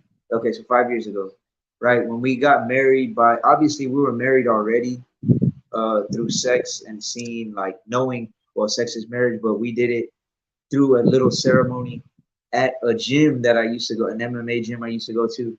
And the only people that were there was me, her, our children, my mom, and my grandma, who's passed away now. That was the only people that were there, right? But you don't have to have a ceremony. And again, a brother was asking me today, or was it sitting, or yesterday, a brother was asking me about putting things in writing, right? Because there's in Tobit and then in Sirach 42, I believe, it talks about putting all things in writing, right? And writing a covenant. So now there's no law about writing a covenant, putting it in writing, that you don't have to do that by law. But like I told that brother, and like I tell other brothers, Salakia, like I tell other brothers, that is a wise thing to do, right? And if I was ever to bring another sister into our house, I would definitely 100% do that, right? And just using as what I was saying as an example earlier, like the brother that he got married to a so-called sister, a sister in the truth. Then she decided to leave, and then he found out, visually seeing her with another brother that's so-called in the truth. Like that's why that's it's very expedient to have it in writing, so you could be like, hey brother, look, here's the covenant. She decided to leave. She's still technically my wife, right? Now I can divorce her because she's sleeping with you, and that's fornication. Yahushua said, you can divorce for cause of fornication. But I wanted to show you this, brother, because she just made you commit adultery, right? So you don't have to have a ceremony. You can. You don't have to put it in writing. But I personally, I would highly recommend it, right? Salaki, I'm going the wrong way. Shalom, blessings to you and yours. Me and my rib here enjoying the lesson, Malak. Khan, all praise to the Most High. Peace and blessings to your house as well. Salakia. No problem, Mark. Khan. All praise to Yahweh Bashem Yahushai. All praise to Yahweh Bashem Yahushai. A contract. So when I say a contract, I just mean putting it in writing. I don't know if any of you brothers or sisters had seen when I had posted a contract that was sent to me, and it was actually in Hebrew, right? I believe I still have it saved on my email. If any of y'all need it, just reach out to me, and I could send it over to you. There is one or two things I would personally change, but it's a really good example of a contract. Just as far as like I'm making a we are both. It says something to the effect of me as a husband or me as the man, and bringing in this woman into my house under the laws. Our marriage is going to be guided under the laws of the Bible, of the Most High Yahweh, and we're going to move according to the word, etc. Right?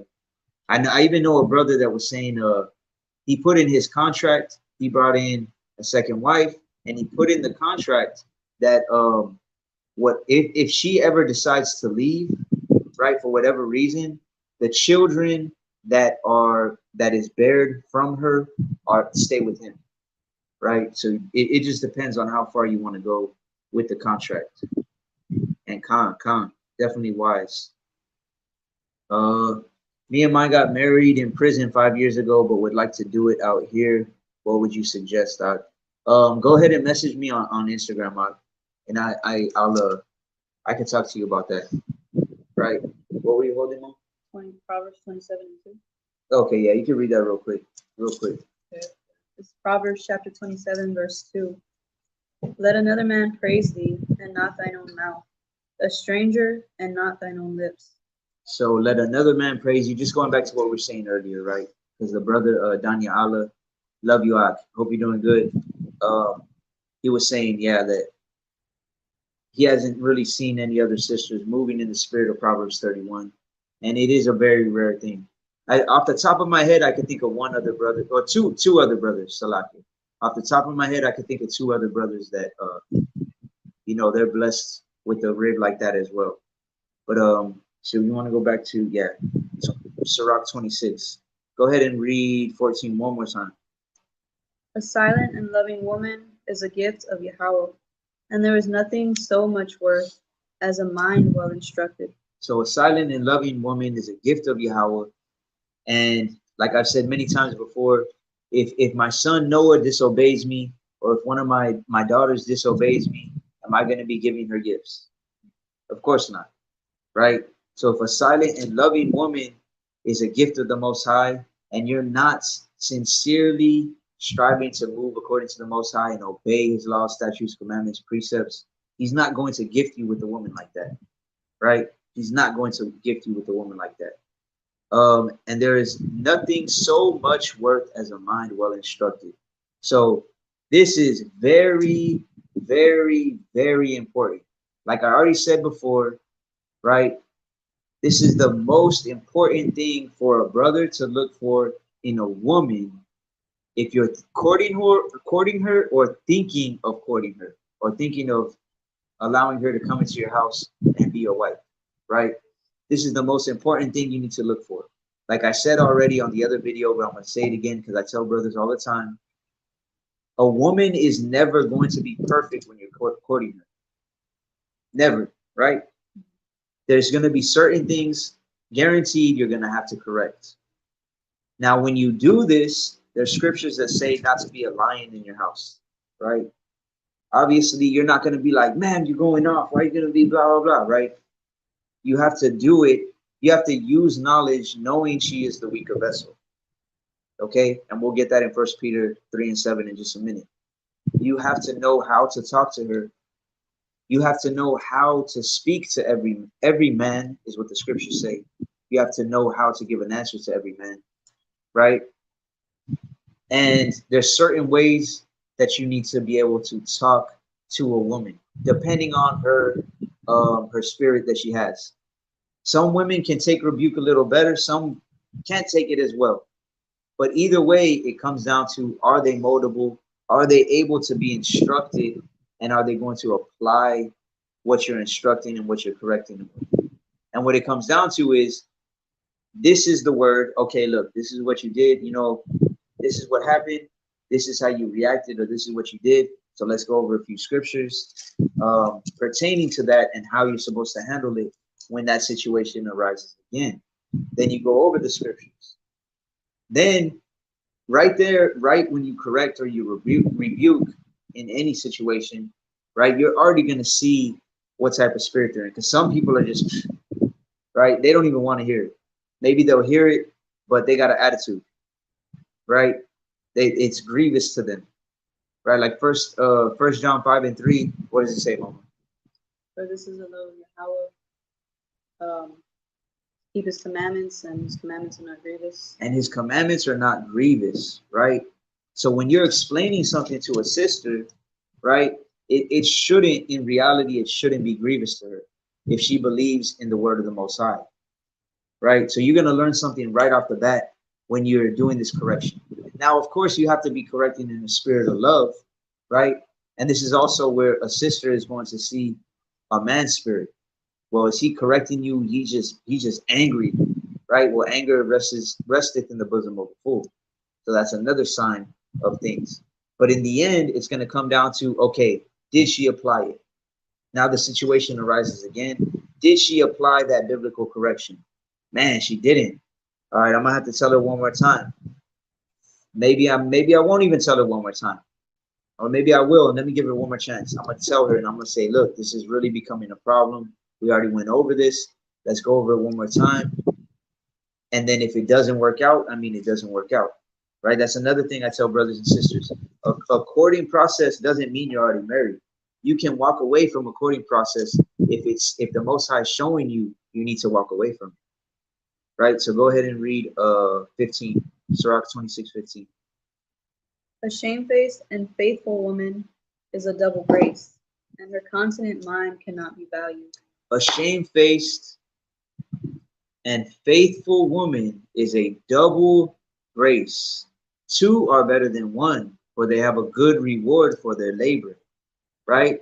When I'm out there, when I'm outside and I'm working and I'm building something, or I'm doing something with the garden or with the chickens or whatever the case may be, I can get so much work done.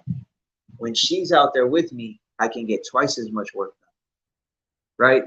So when it says here, shamefaced and faithful woman is a double grace, right? If we're both moving in the spirit of the Most High, that's twice the labor. That's twice the work. That's twice the teaching to our children. That's twice the prayers that are going up to the Most High, right? Most High willing, we're moving in the right spirit. That's twice the grace that he's going to give us. Then it says, and her consonant mind cannot be valued. You can't put a price on a woman who has a consonant mind, right? So the scriptures speak about being incontinent. Incontinent means you lack self-control, right? Or you lack self-restraint. You don't know how to hold yourself back, whether that be from just lashing out at people, whether that be from falling into a spirit of lust, whether that be from just falling into just a depressive spirit. Oh man, well, things didn't go my way, and oh man, I'm just gonna, right? Self-pity, whether it be being incontinent, you can't control yourself from just falling back to the old you. Just start smoking weed again. You just fall into the same old relationships, even though they're bad for you, same environments, etc. Right? So it says her consonant mind cannot be valued. You can't put a price on a woman who can be taught and who can control herself, right? Who's not going to be like the brother said. That's so vexing when a woman just yapping, just biting your ear off. That is one of the most vexing things for me as a man, if I'd say for any brother that's in the spirit, right? For any brother that's in the spirit. Let me go up real quick. I know this question is off subject. It's about Shabbat. Is it from sunset to sunset, or the sun is completely down? Khan, it's even to even is what it says in Leviticus. Even to even, when the sun goes down. All you got to do is say whatever city you're in. Say you're in San Antonio, you say sundown San Antonio, or Google sundown San Antonio, and say exactly what time. Right? Love you too, Khan. Yahweh Bashem Yahushua Barakatah. Hope everything just keeps going up from here. How do you court with being shy, as in talking to a sister you're interested in without thinking you're gonna mess up or something go wrong? You gotta have faith, Doc. You can't be ye of little faith, right? You always gotta have faith in everything you do. Me and the brother, y'all, I think that was the last live we did. It was fear or faith, right? Are you moving in fear or are you moving in faith? And being shy, actually, you can destroy your own soul being shy. The scriptures speak on that, right? And you know what? I'll do either a video or maybe I'll even do a whole live on it, on being bashful. The scriptures speak about being bashful and it'll destroy your own soul, right? So I'll definitely do a video sometime this week on that. The water for making these edifying video, Khan, all praise to the Most High. I'm glad to do it. I saw a brother in his rib do a video earlier today, and I was like, man, I'm gonna do this courting video. I'm gonna make my rib hop on here, right? The water, Khan. Okay, so go ahead and read 13 through 15, smooth, real quick. The grace of a wife delighteth her husband, and her discretion will fatten his bones. A silent and loving woman is a gift of Yahweh, and there is nothing so much worth as a mind well instructed. A shamefaced and faithful woman is a double grace, and her continent mind cannot be valued. So the grace of a wife is going to delight him, right? A woman needs to delight you, okay? Her discretion is going to fatten your bones. It's going to bring health to you, spiritual, mental health. She needs to be discreet, right? A silent and loving woman is a gift of Yahweh. She needs to have a silent spirit. That doesn't mean she needs to be quiet at all times. That's not what it means. It means she's not just putting herself out there all the time. You know those women that when they're in the room, she's got to make sure everybody knows she's in the room. That's not the type of spirit that you want a wife to be in, right? She needs to be discreet. Then it says, there's nothing so much worth as a mind well instructed. She has to be able to be instructed. Again, that's the number one thing. Because you can have a woman out in the world. There's this brother, Chris, that he always says, and I'm not saying I agree with him or disagree with him completely, but he would always say this, right? He would say, I would rather have a woman that is not an Israelite as a concubine in my home, who is going to listen and is going to be teachable and respectable, than to have an Israelite woman in my home who is going to be loud and disrespectful and disobedient. Right? And it's hard to disagree with that. It's really hard to disagree with that. Right? So has to be able to be well instructed, right? And then 15, it says she has to be shamefaced, she has to be faithful, right? And she has to be continent. She has to have self-control, control of her emotions, control of her spirit, control of her mouth, control of her actions, control of how she shows herself, right? Physically, spiritually, all of that, right? So so as far as a man, right? As far as a man, let's go to Proverbs 4 and 7. I'm gonna get wisdom of Solomon. The brother put that's all. Con. I wouldn't. Let's just put it this way. I would never. Let's put it this way. I've had many opportunities to have disrespectful, disobedient, or incontinent women in my house, and that's just not gonna happen. Women are so understanding, too much that she tries to see the majors as something minor. Like if a man smokes or can't take off from work on the Sabbath, is that something to stead away from? Women are so understanding. Women are so understanding, too much that she tries to see the majors as something minor. So are you trying to say that these things are major or minor, sis? I'm not understanding exactly what you're saying. When it comes to Sabbath, when it comes to smoking is something that if you're in the spirit of the Most High, He's going to put the spirit on you to just quit, right? A good brother of mine quit a couple months ago, cold turkey. Me smoking, I don't even remember how many now, maybe 12, 14 years. Quit cold turkey. Haven't smoked in probably like almost 6 years now, right? Smoking should be a very easy thing when you're in the spirit and when you truly fear the Most High, right? Taking off of the Sabbath, I've spoken to many brothers about this. Let's just put it this way, right? We could go to 2nd Maccabees right now, and I could show you men that died, that got tortured and put to death rather than eat or just taste a piece of swine, right? So when it comes to Sabbath, I know me and I know other brothers. I know a brother that was in the army. As soon as he found out about Sabbath, he was like, I'm not working on Saturday anymore. Friday, sundown, Saturday, I can't do it no more. And he's not, guess what? They kicked him out. So it depends on how sincere and how far you're willing to take it for the Most High, right? And in reality, we all got to work out our own salvation. But I'll tell you, me personally, you couldn't pay me $1 million to work on Sabbath. But so going as far as a man, right? I already said it, but I'm gonna say it again. Wisdom is the #1 thing you sisters should be looking for in a man, right? And you have sisters, oh well, he has to be over 6 feet tall. He's got to be buff. He's got to have a Mercedes, or he's got to have 2 cars, one for him, one for me. He's got to have this type of house, right? He can't have no children. He this, and they got all this huge old list, right? When in reality, the first, second, and third thing should be wisdom. Do you agree with that? Mhm. Okay, go ahead. Verse 7. It's Proverbs chapter 4, verse 7. Wisdom is the principal thing.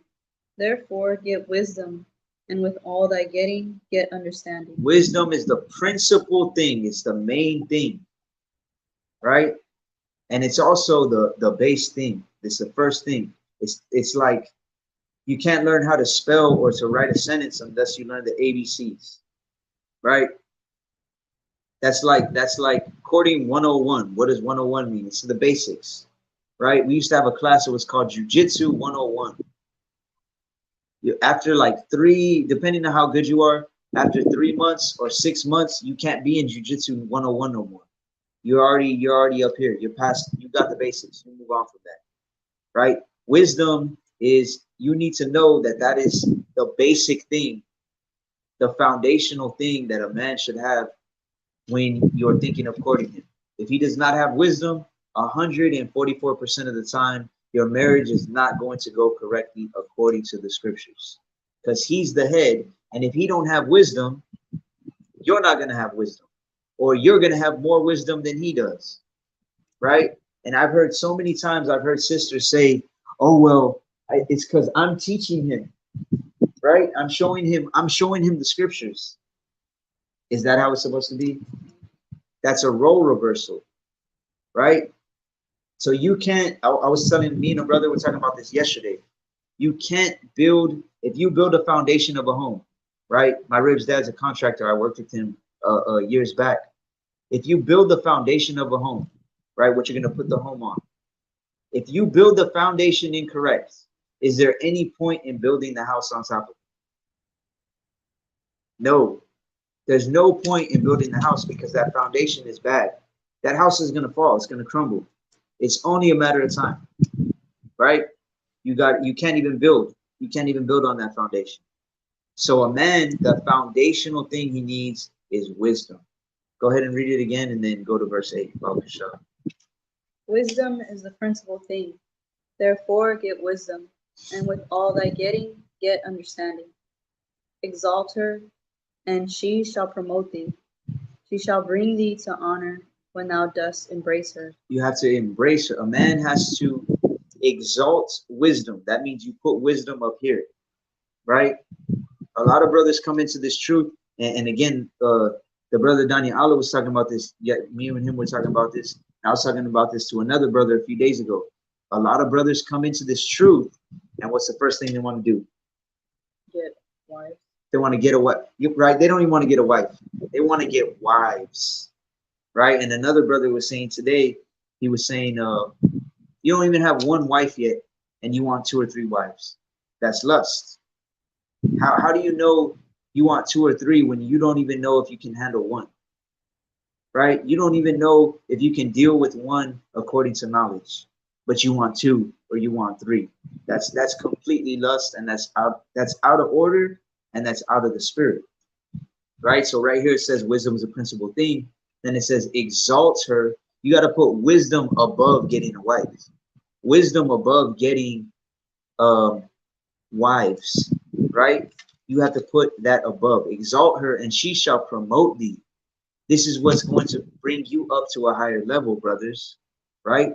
Getting wisdom first, right? It's like I've said many times, and my rib is a witness to this. When I first came into the truth, probably that first whole year, right? When we were living at the Yellow House, probably close to the whole first year, I would stay up sometimes till 1, sometimes till 3, sometimes till 5 in the morning.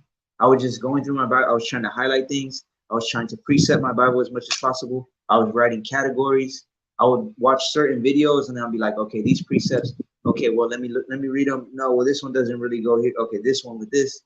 You have to exalt wisdom and get wisdom before anything else, right? And this is what sisters need to look for in a man, and this is what men need to look for before they try and get a sister, right? It says, she shall bring thee to honor when thou dost embrace her. You got to embrace wisdom. It's like you're holding on to wisdom. Go ahead and read verse 9. She shall give to thine head an ornament of grace. A crown of glory shall she deliver to thee. Wisdom will give you an ornament of grace, right? If you're not moving in wisdom, there's no grace for you, right? The Most High is not going to have grace on you if you're not moving in wisdom, right? And we're gonna get exactly what movie. As a matter of fact, you want to get Deuteronomy 4 and 5, right? It says, she shall give to thine head an ornament of grace, a crown of glory shall she deliver to thee. If you continue to move in wisdom, and like this brother just said, right? and truly walk in the spirit and power of Yahweh. Oh, okay, I didn't see the first part.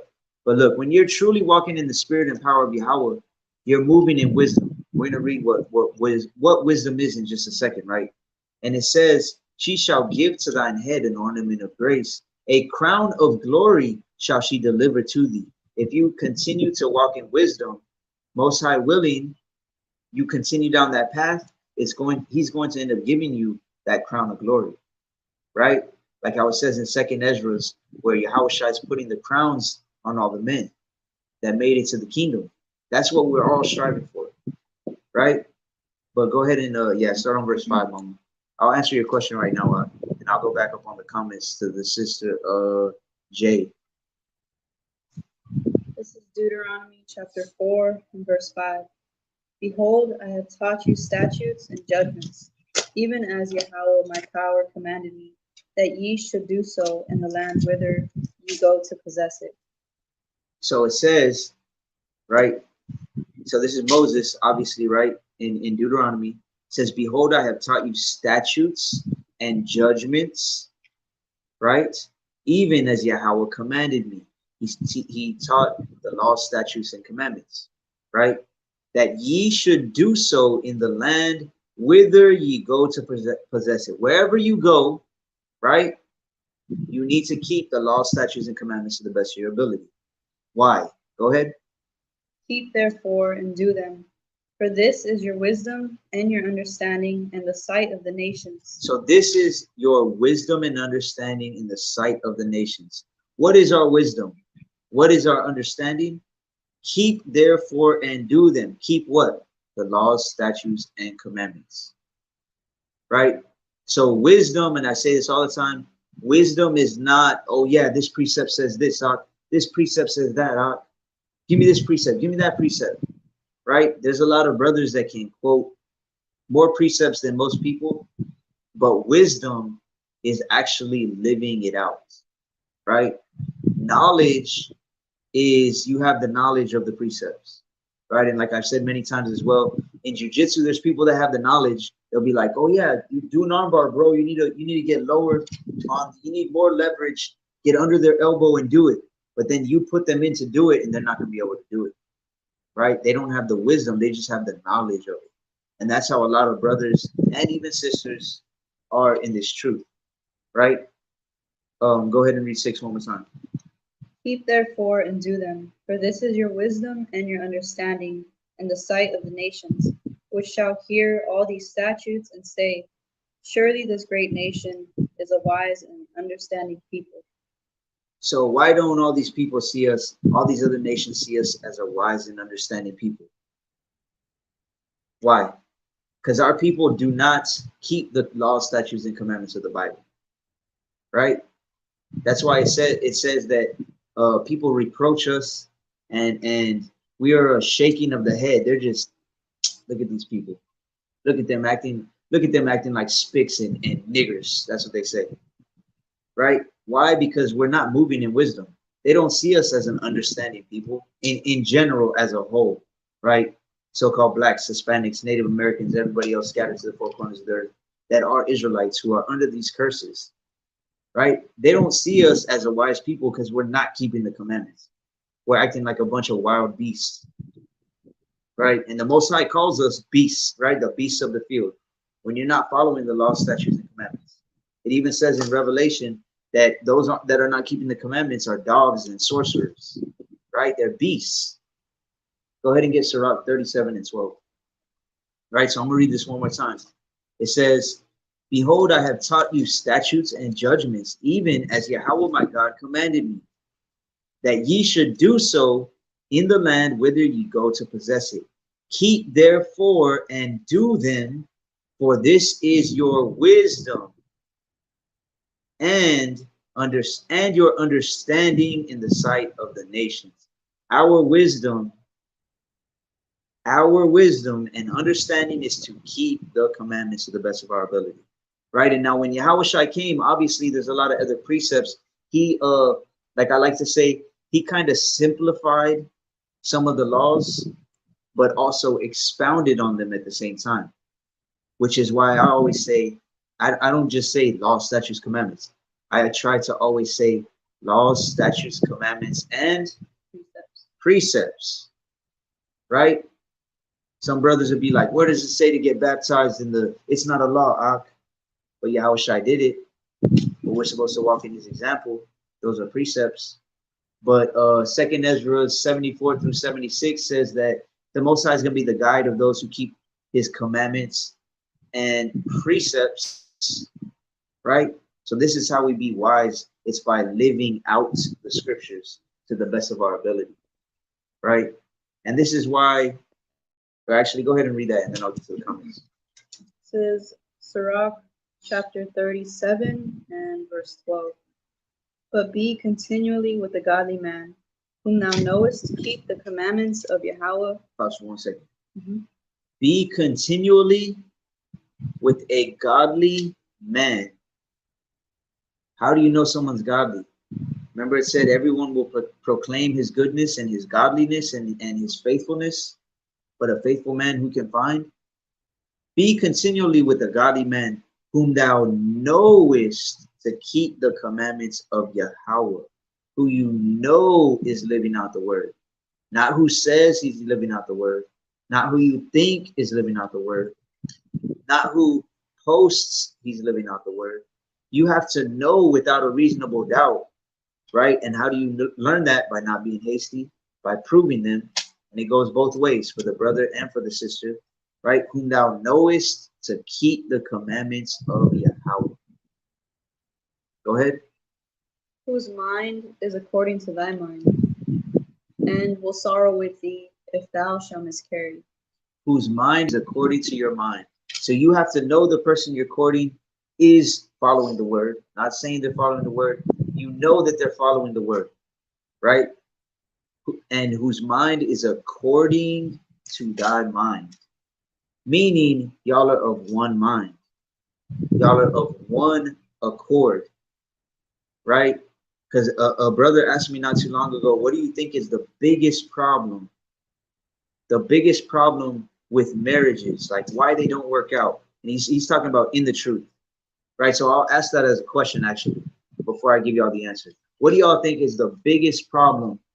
Why don't marriages work out when they're so-called in the truth, right? Go ahead and read that last part one more time. Whose mind is according to thy mind, and will sorrow with thee if thou shalt miscarry. And who will sorrow with you if you miscarry, right? Go ahead and get Ecclesiastes 4. Ecclesiastes 4 and 9, right? If you miscarry, right? That means if you go off, if you fall, if you do something bad, right? Like when you have, use that as an example. What is a miscarriage? When you lose the baby dies, right? So when you miscarry, it's talking about some type of death, right?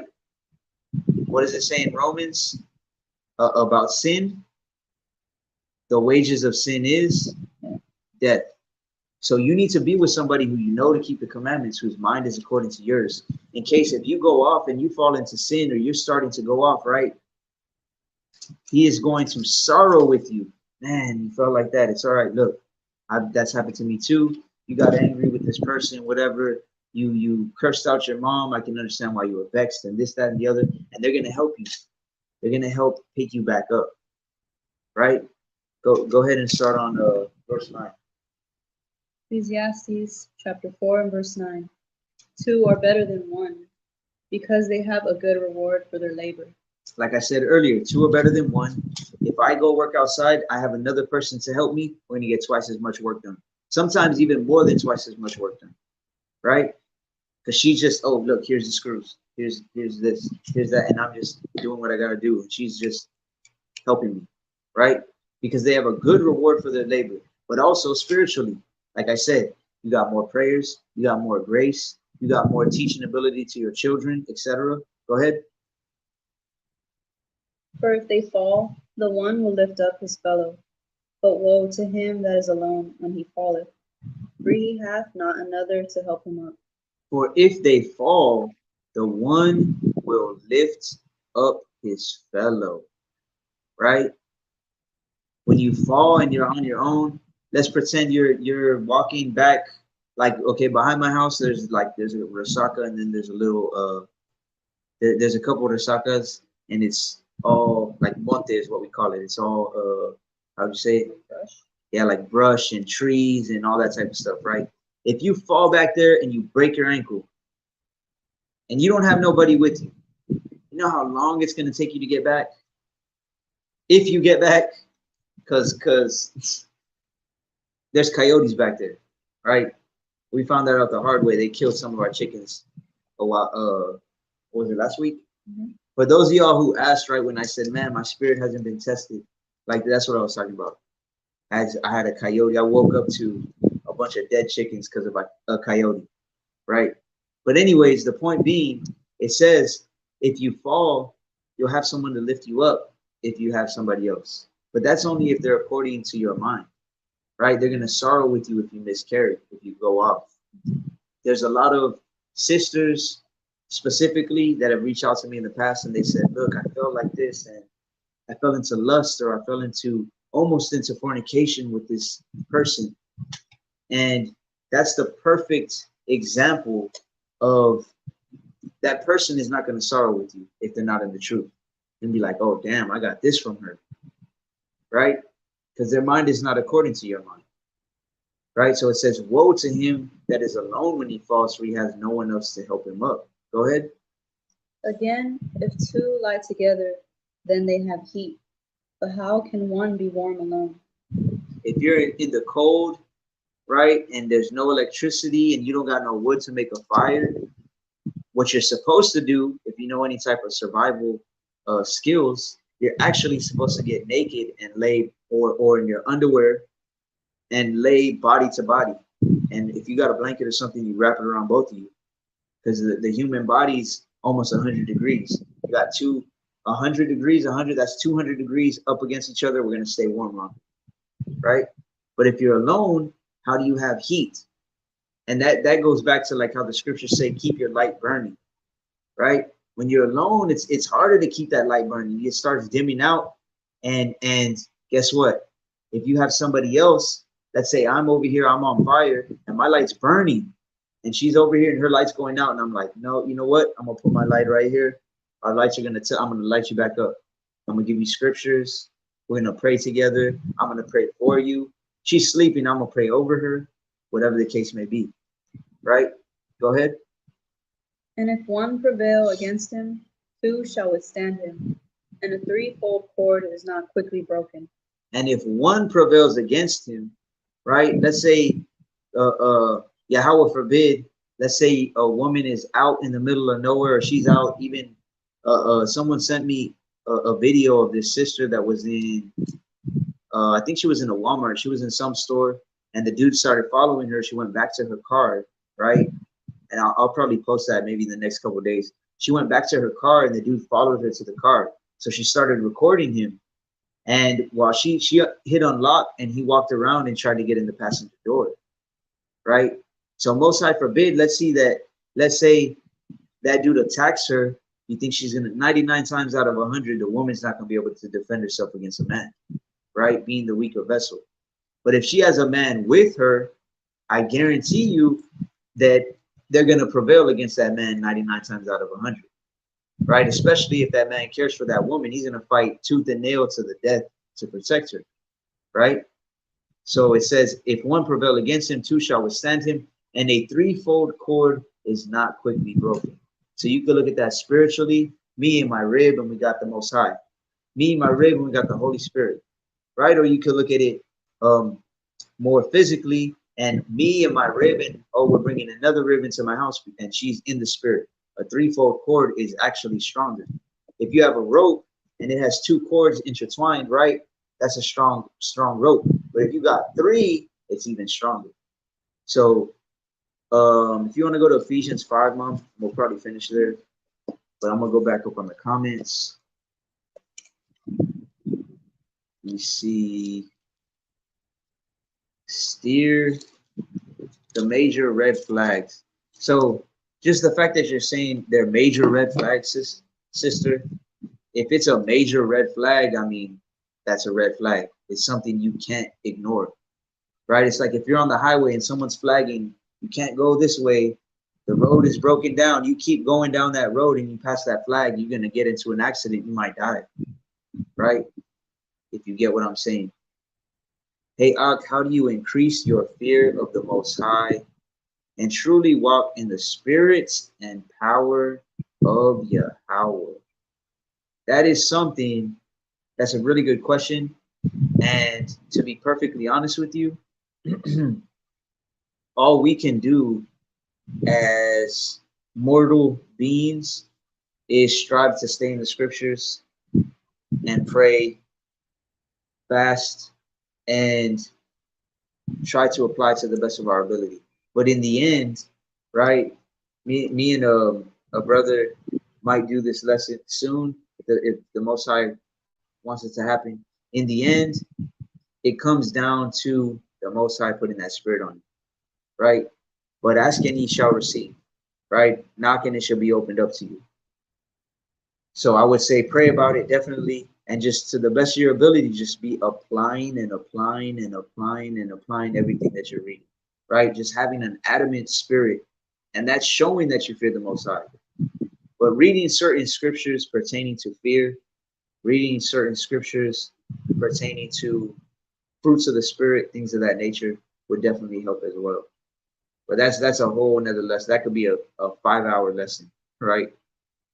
The brother said, Khan, I see some eaves are likened to an ostrich. Khan. Communicate. Okay, so that was the question I asked, right? Oh, you know what, Salaki Mama, if you want to go to 1 Peter 3:7, I forgot to ask that question, right? So the brother said communication. That is definitely up there at the top with reasons, main reasons why marriages don't work, right? That's a big, so let's look at it this way. I'm just plugging in my charger real quick. Let's look at it this way. You have the more general, so you have the more general reason as why, and communication definitely falls under that, right? So we're going to get the answer from 1 Peter 3. Go ahead. 3 and 7. Con 3 and 7. This is 1 Peter chapter 3 and verse 7. Likewise, ye husbands, dwell with them according to knowledge. So dwell with them according to knowledge. How can a man, so what does dwell mean? What is dwell? To live, right? Live with them. Husbands, live with your wife according to knowledge. So in reality, this is saying wisdom. Because remember I said you can have knowledge of precepts. Give me Proverbs 11:4. Riches profit not in the day of wrath. Con.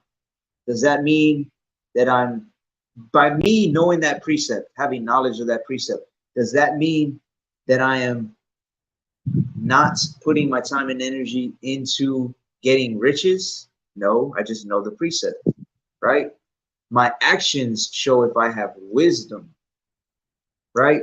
So when it says dwell with them according to knowledge, live according to knowledge, it means move in wisdom, right? So how do you live with the woman or dwell with the woman according to knowledge? Is by having wisdom, by following this word.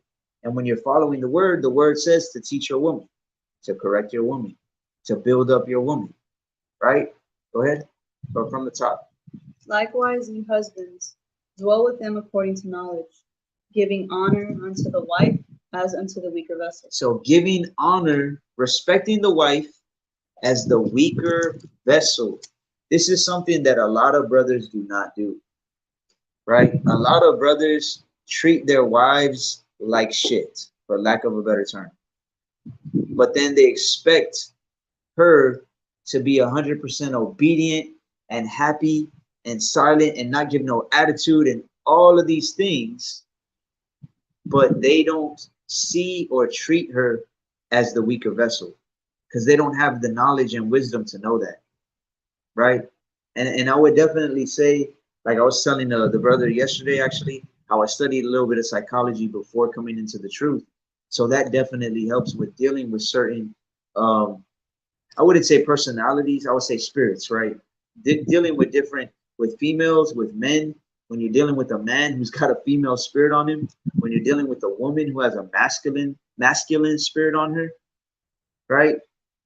You have to understand that a woman is not going to be happy, or is not going to be, let's not say happy, is not going to be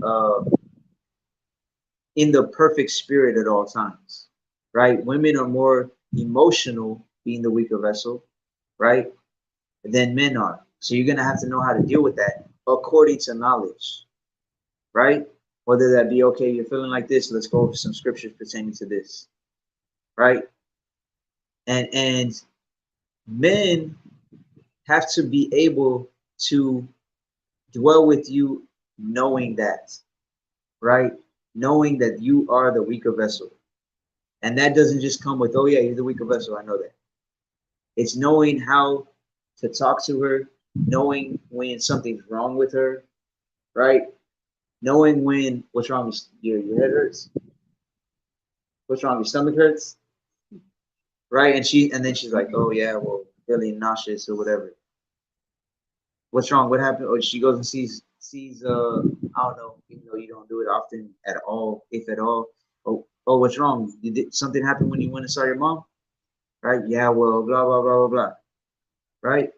You got to be able to see these things through discernment and through wisdom and through knowledge. Right? And the sister said, Khan, that is the most deceiving when courting. People don't actually do what they talk and know. Khan. Because a lot of people have knowledge, but they don't have wisdom, right? That's a very, it can be a very deceiving thing. But I guess because I've seen it, again, going back to martial arts, MMA, mixed martial arts, cage fighting, UFC, all these things, stupid things that people call it, right? Mixed martial arts is something that it definitely parallels the truth a lot, because you'll see this, right? You'll have guys come in and never been in the gym before, and then, yeah, no, you need to throw the kick like this, you're not doing it right. Or when you jab, make sure you drop your head, or oh, you're dropping your hands. And then they'll get in and they'll get destroyed, right? They'll get destroyed. They have all this knowledge up here, but they don't have the wisdom to live it out, right? And that's why, me personally, I loved martial arts so much, because there's no faking in martial arts, right? There's no faking in it. And in the truth, it's the same thing. You know, the Most High brings everything to the light eventually, right? But that's why you got to pray for discernment. You got to be like Solomon and say, remove far from me vanity and lies, right? That's something you always got to be praying for. And Kanak, applied knowledge. Applied knowledge. That's whether you're looking at a sister courting, whether you're looking at a brother courting, you have to see, are they applying knowledge? Not do they have knowledge. Do they have knowledge is a pre-qualifier, right? But are they applying knowledge, right? So Khan, the brother said, Khan, I go over precepts about what happens for disobeying the word, like eternal judgment should put the fear on you off the bat. Khan, and just look at all the things that have happened to people that don't obey the Most High, right? Can't fake the spirit. Khan, it's like the brother Jomar said a long time ago. He said that the longer you fake it, the more it's gonna start showing itself, right? The longer you fake it, the more you're gonna start showing your true colors. So that's why you can't be hasty. Because what if the Most High was like, okay, after 2 months, I'm gonna put the spirit on this man to start showing his true colors, right? And then you're like a month and 3 weeks and 4 days, you're like, okay, I'm gonna marry. Let's just go get married. Let's sleep together. And you are about to see his true colors, right? Go ahead. Reread it or keep going? Khan, you can reread it. Okay. Likewise, ye husbands, dwell with them according to knowledge, giving honor unto the wife as unto the weaker vessel, and as being heirs together of the grace of life, that your prayers be not hindered. You have to strive to be heirs together of the grace of life. In other words, you have to be on one accord in trying to be an heir to the kingdom. inherit, we're trying to inherit the kingdom.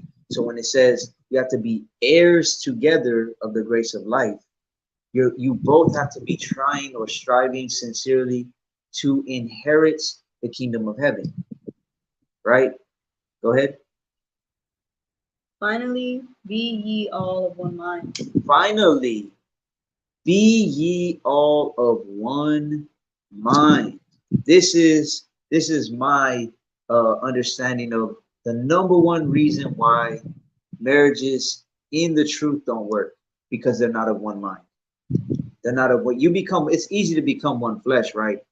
A man puts his thing into a woman, and you're one flesh now. You're literally one flesh. You're connected together when you have sex, right?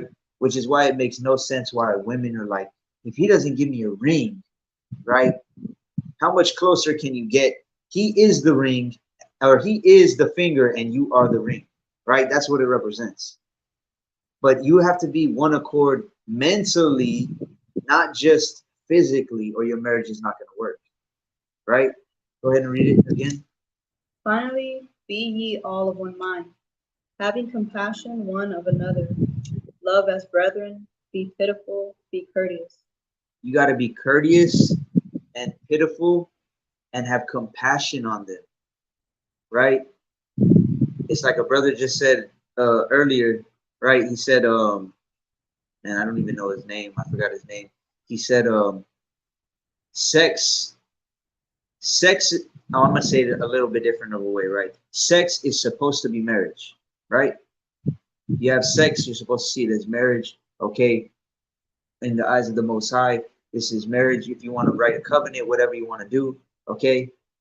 You have sex, it's supposed to be seen as marriage. But marriage is not sex, right? And most people don't understand that, especially brothers that are in a lustful spirit. Sex is supposed to be marriage, but marriage is not just sex. It takes way more than just sex to keep a successful marriage, right? Or else all these people out in the world would be married, because you know all these people just sleeping around with each other, right? That would be, if that was the case, if sex was just about marriage. So go ahead and read it one more time. 7 and 8. Okay. Select it. Likewise, ye husbands, dwell with them according to knowledge, giving honor unto the wife as unto the weaker vessel, and as being heirs together of the grace of life, that your prayers be not hindered. Finally, be ye all of one mind, having compassion one of another, love as brethren, be pitiful, be courteous. So being of one mind, right? And I got a precept right here that I was telling a sister. If you're not of one mind, right?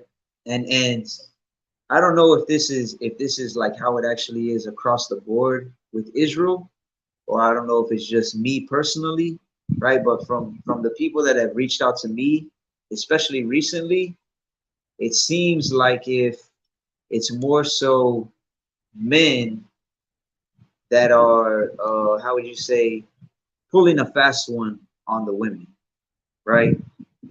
As far as like pretending they're righteous, godly, whatever, and then they get into the marriage, and then it's like, damn, he was a good actor, right? And then the brother's mad because the woman's angry, or the woman's never happy, right? So this is a Sirach 25 and 22. A woman, if she maintain her husband, is full of anger. Also, like it's full of anger, impotence, and much reproach. Right? So I'm not saying it's okay or it's acceptable for a married woman to be angry all the time and be full of shame, right? And impotence and reproach, which is shame and anger. That's not acceptable. But in a lot of cases, it's completely understandable, right? And like I said in a few lives, it's not acceptable by the Most High standards, but it's totally understandable, because it says a woman, if she maintain her husband. You got a lot of women out here that are trying to, they're trying to push their husband into following the truth. They're trying to teach their husband, Well, look, these precepts say this. Well, look, we have to keep Sabbath. Well, look, the holy day is on this day, and we have to. And well, look, we gotta. And you gotta stop smoking weed, and you gotta stop getting tattoos, and you gotta stop. You gotta whatever, right? She is trying to maintain her husband, and because of that, she is now putting on the masculine role, and that is going to make her angry spiritually, right? And it's going to come out physically. So saying this to say in the courting process, this is why you have to be very careful and not be hasty to credit, because many sisters have fallen into this just in the time that I've been in the truth, right? And that I've seen, and I'm sure there's so many more, right? Because if I've seen many, imagine how many are out there, right? But let me go up on the comments. Applied knowledge. Can't pick the spirit. Sirach 19 and 29. A man may be known by his look, and one that hath understanding by his countenance when thou meetest him. Right? So now, Yahushua says not to judge by appearance, but judge righteous appearance. But judge righteous judgment. Salakia. But there is certain times, right, where the Most High gives you discernment when you look at somebody and you could just be like, damn, that person looks like they got a demon on them, right? And I know because this happened to me many times, right, where I'm just like, man, that person looks like they have a demon on, and sometimes it's like that person has a lust demon on them. And come to find out, that person had a lust demon on them. Like, damn, that person is doing some kind of drugs. Come to find out, that person's doing drugs. Damn, that female looks very lascivious. She looks like a whore. The scriptures also say, how does it say that a harlot is known by her eyelids? Her eyelids and her haughty looks, her high prideful looks, right? Someone with understanding and discernment can see these things from a mile away spiritually. And it's not judging it, because people are gonna be like, well, don't judge by appearance. Don't judge a book by its cover. There's also scriptures that say when you have discernment, when you have understanding, right? You're gonna see someone and you're gonna be like, man, that brother looks like he's got wicked spirits on him. I've seen a brother, when I first saw him, I was like, that brother looks wicked. He's in fringes, whatever. Come to find out, maybe weeks later, a month later, he's beating his wife. Right? Man, that brother has some type of wicked spirit on him. Come to find out, that brother's in strip clubs all the time. Right? When you have understanding and discernment, the Most High is going to reveal these things to you. Right? And that's why you always should be praying for discernment. Right? If you want to get that real quick in what is it? 1 Corinthians 2, you can start on 14 and 15. Right? So don't think, if the Most High blesses you with discernment, right, and you see certain things. This is another thing I was talking to the brother at y'all about yesterday. We were talking about how sometimes, like especially first coming into the truth, right, the brother said wanting eyes. Those wanted, they just want you. They want you to look at them sexually, or they're looking at you like they want you, right? I was telling my rib the other day, I went, where did I go where I told you that chick was biting her lip? Oh yeah, I went to get grocery. I went to get waters, right? A bunch of gallons of waters. And I kind of did, I was looking around at some of the stuff on the shelves, right? And I look around and I saw like a female do one of these, one of those, right? So I was just kind of like, you know, I did one of those too. Like, damn, why did she was like turning her neck hard. And when she looked at me, she was just biting her lip. And I was like, I kind of laughed to myself, but I was like, damn, that's a spirit. That's a spirit right there. I know. Because I was just talking to a brother about something similar to that, pertaining to that type of thing, right? Those wanting eyes, through discernment, you're going to be able to see these things, and you're going to see that there's spirits on people everywhere, right? That's why if like how there was some Israelites, getting in the spirit of fear because of the whole CERN thing, right? The brother put the laughing faces. It was actually kind of funny to me, because when you see things spiritually, it is kind of funny. It's like that trick is not going to work at a certain point, right? And comparing that to martial arts too, it will be like the equivalent of when you're sparring, right? And there's certain, like, say one of the easiest things, right? You throw a jab and it sets up the right hand, right? That's basic 101, ABC 1 2 3. So when you're sparring with somebody and you see them, oh, they're throwing a little, they call it a feeler jab. They're not really throwing a jab. They're just trying to set up, oh, and then here comes the two. And you kind of laugh about it like, all right, I know this is coming. I know this is coming. All right, slip it.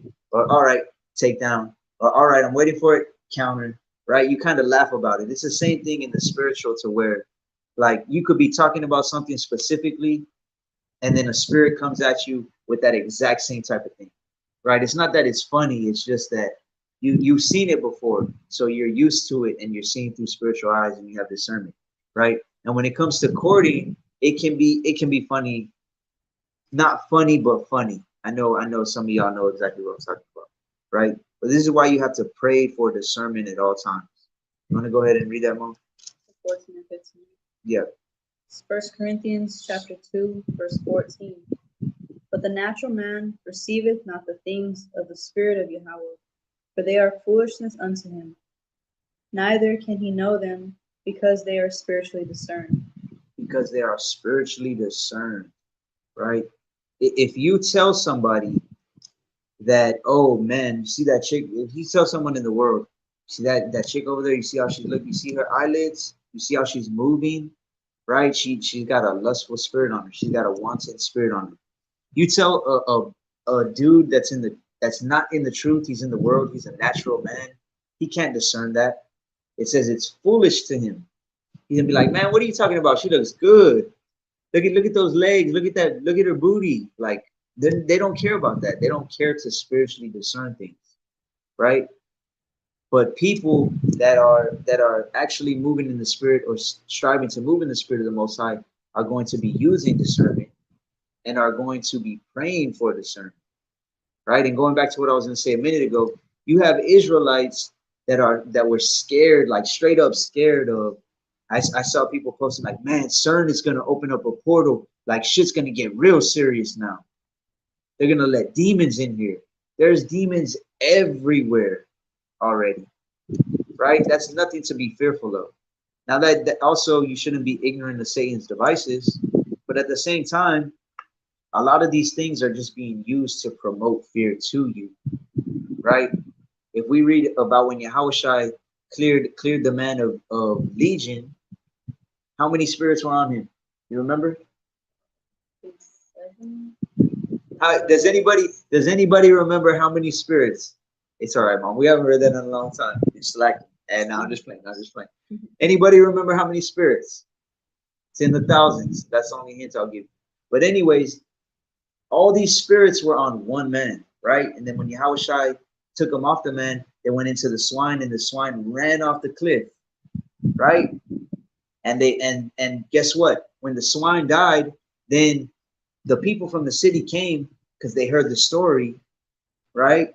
And it said as soon as they heard the story, they were scared, and they told him, leave. Why did they get scared?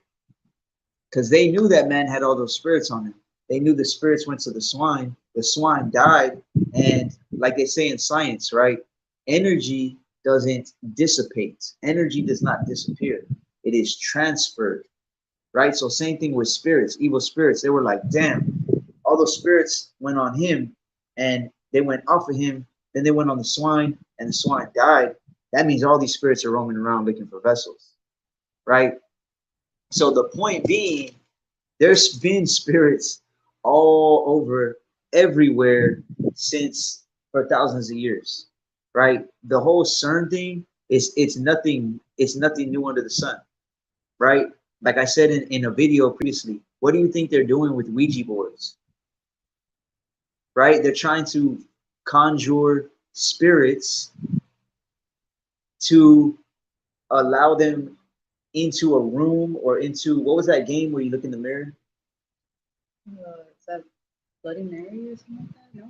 Was it Bloody Mary? I know there's a bunch of different games, right? There's a bunch of different games, especially with like the Hispanic or Mexican community, right? To where you are literally trying to invite a spirit into the room, right? So whether it be through CERN, whether it be through a Ouija board, whether it be through brujeria, which is witchcraft in Spanish, right? Whether it be worshiping the Santa Muerte, right? Where there's people, because a good friend of mine, the majority of his family was involved or in the cartel when we were in high school. So all of them were into the Santa Muerte, which is basically, it's just an idol, right? They'd have a statue with the what is it called? The Grim Reaper, right? And they would be praying to it and say, "Oh, please send your angels to protect me." You think those are the Most High's angels?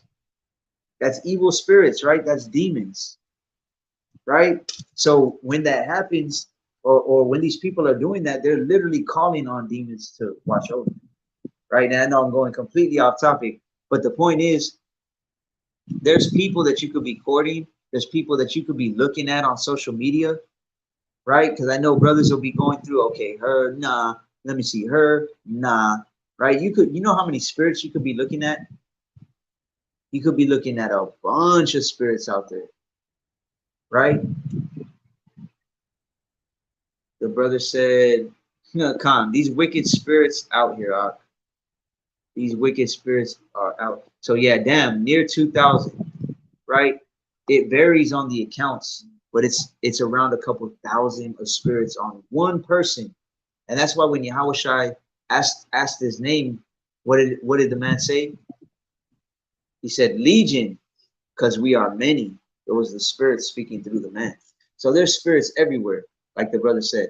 There's wicked spirits everywhere. We don't need to be in fear of that. We don't need to be in fear of something we can't control as far as CERN. Oh, CERN is opening up portals and black holes, and demons are coming from the spiritual realm, and they're going to attack us. There's demons everywhere trying to attack you, right? And you cannot, there's nothing that I or you can do to stop or affect anything they're doing over there in CERN. All we can do is work out our own salvation. All we can do is build up ourselves in the spirit, right?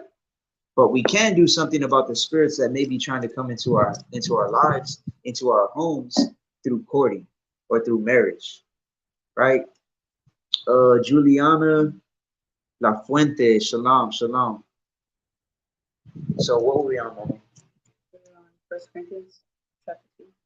Okay, Con, go ahead and go to Ephesians 5. We'll probably finish with Ephesians 5, right? I'm gonna read, this is 2 Corinthians 6 and 14, right? 2 Corinthians 6 and 14. Be ye not unequally yoked together with unbelievers, for what fellowship hath righteousness with unrighteousness, and what communion hath light with darkness? So it goes without saying, we shouldn't have to say this. Nobody should have to say this. If you've been in the truth for a few months, a year, a few years, but like they say, common sense is not so common no more, right? So I'm going to say it anyways. Be ye not unequally yoked together with unbelievers. If you are sincerely believing and striving to follow the Most High, you should not in no way, shape, or form even be thinking about courting or getting into a relationship with somebody who is not sincerely striving to follow the Most High, right? Whether it's a man, or well, I think I can bring her into the truth, doc. I can teach her and I can this, that, and the other. That's not how it works. That's going to take a long, let's put it that way. That's going to take a long period of time, right? Not that it's not going to work, but you don't just, okay, you're in the world. Well, how about I court you? Well, what is courting? Oh, well, you see, I follow the word in the Bible, and then it's a process where we, I'm going to be teaching you, and you're going to start following and this, that, and the other. She needs to be built up first before you can even come to that point, right? And then as far as a woman, like I said earlier, I've seen many women say, well, he's listening to what I say. I show him verses and he actually listens. and it seems like he's really interested. Okay, but you're not supposed to be teaching him, right? The scriptures say you're not supposed to teach or usurp authority over the man. So you're already starting out of order, right? And another thing is, a man, and I can tell you from personal experience, and I can tell you from all the wicked men that I used to hang out with before, okay? Men will literally say anything or do anything to try to get in your pants. And let's put it this way. I'll give you a personal experience, right? When me and you were first dating, right? And you started going to the apostolic church, right? Did I follow you? Yeah.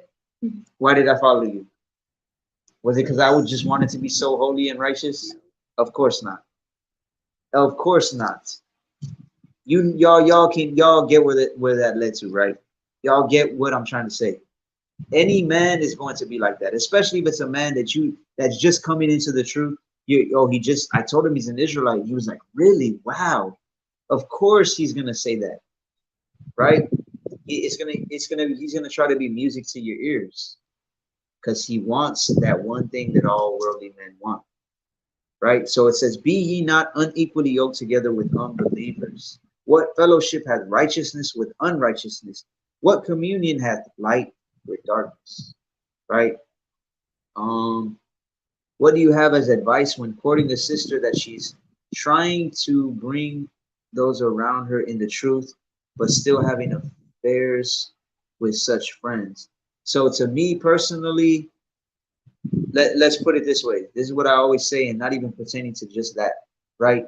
Especially when you're first coming into the truth, or you've only been in the truth a few months, even a year or two, it depends on your dispensation of understanding and your application of knowledge, right? I can't say at 6 months, at 1 year, whatever. There's some people that know. I know certain brothers that have only been known to the truth 6 months, and they got more precepts and are doing better than certain brothers that have been in it a whole year, right? So same thing with women. But when you're newer to the truth, you can't, okay, like this glass, right? You can't pour from an empty cup. This is a little more than halfway full. But if you start, I'm going to bring this person into the truth. I'm going to bring this person into the truth. You're going to have less and less time for yourself. You're going to have less and less spirit or oil, like it says in, Matthew 25, the parable of the 10 virgins, right? Especially if she's trying to teach men. If she's trying to teach men, I would say 100%. Hey, that's going off. Especially if you're courting her, right?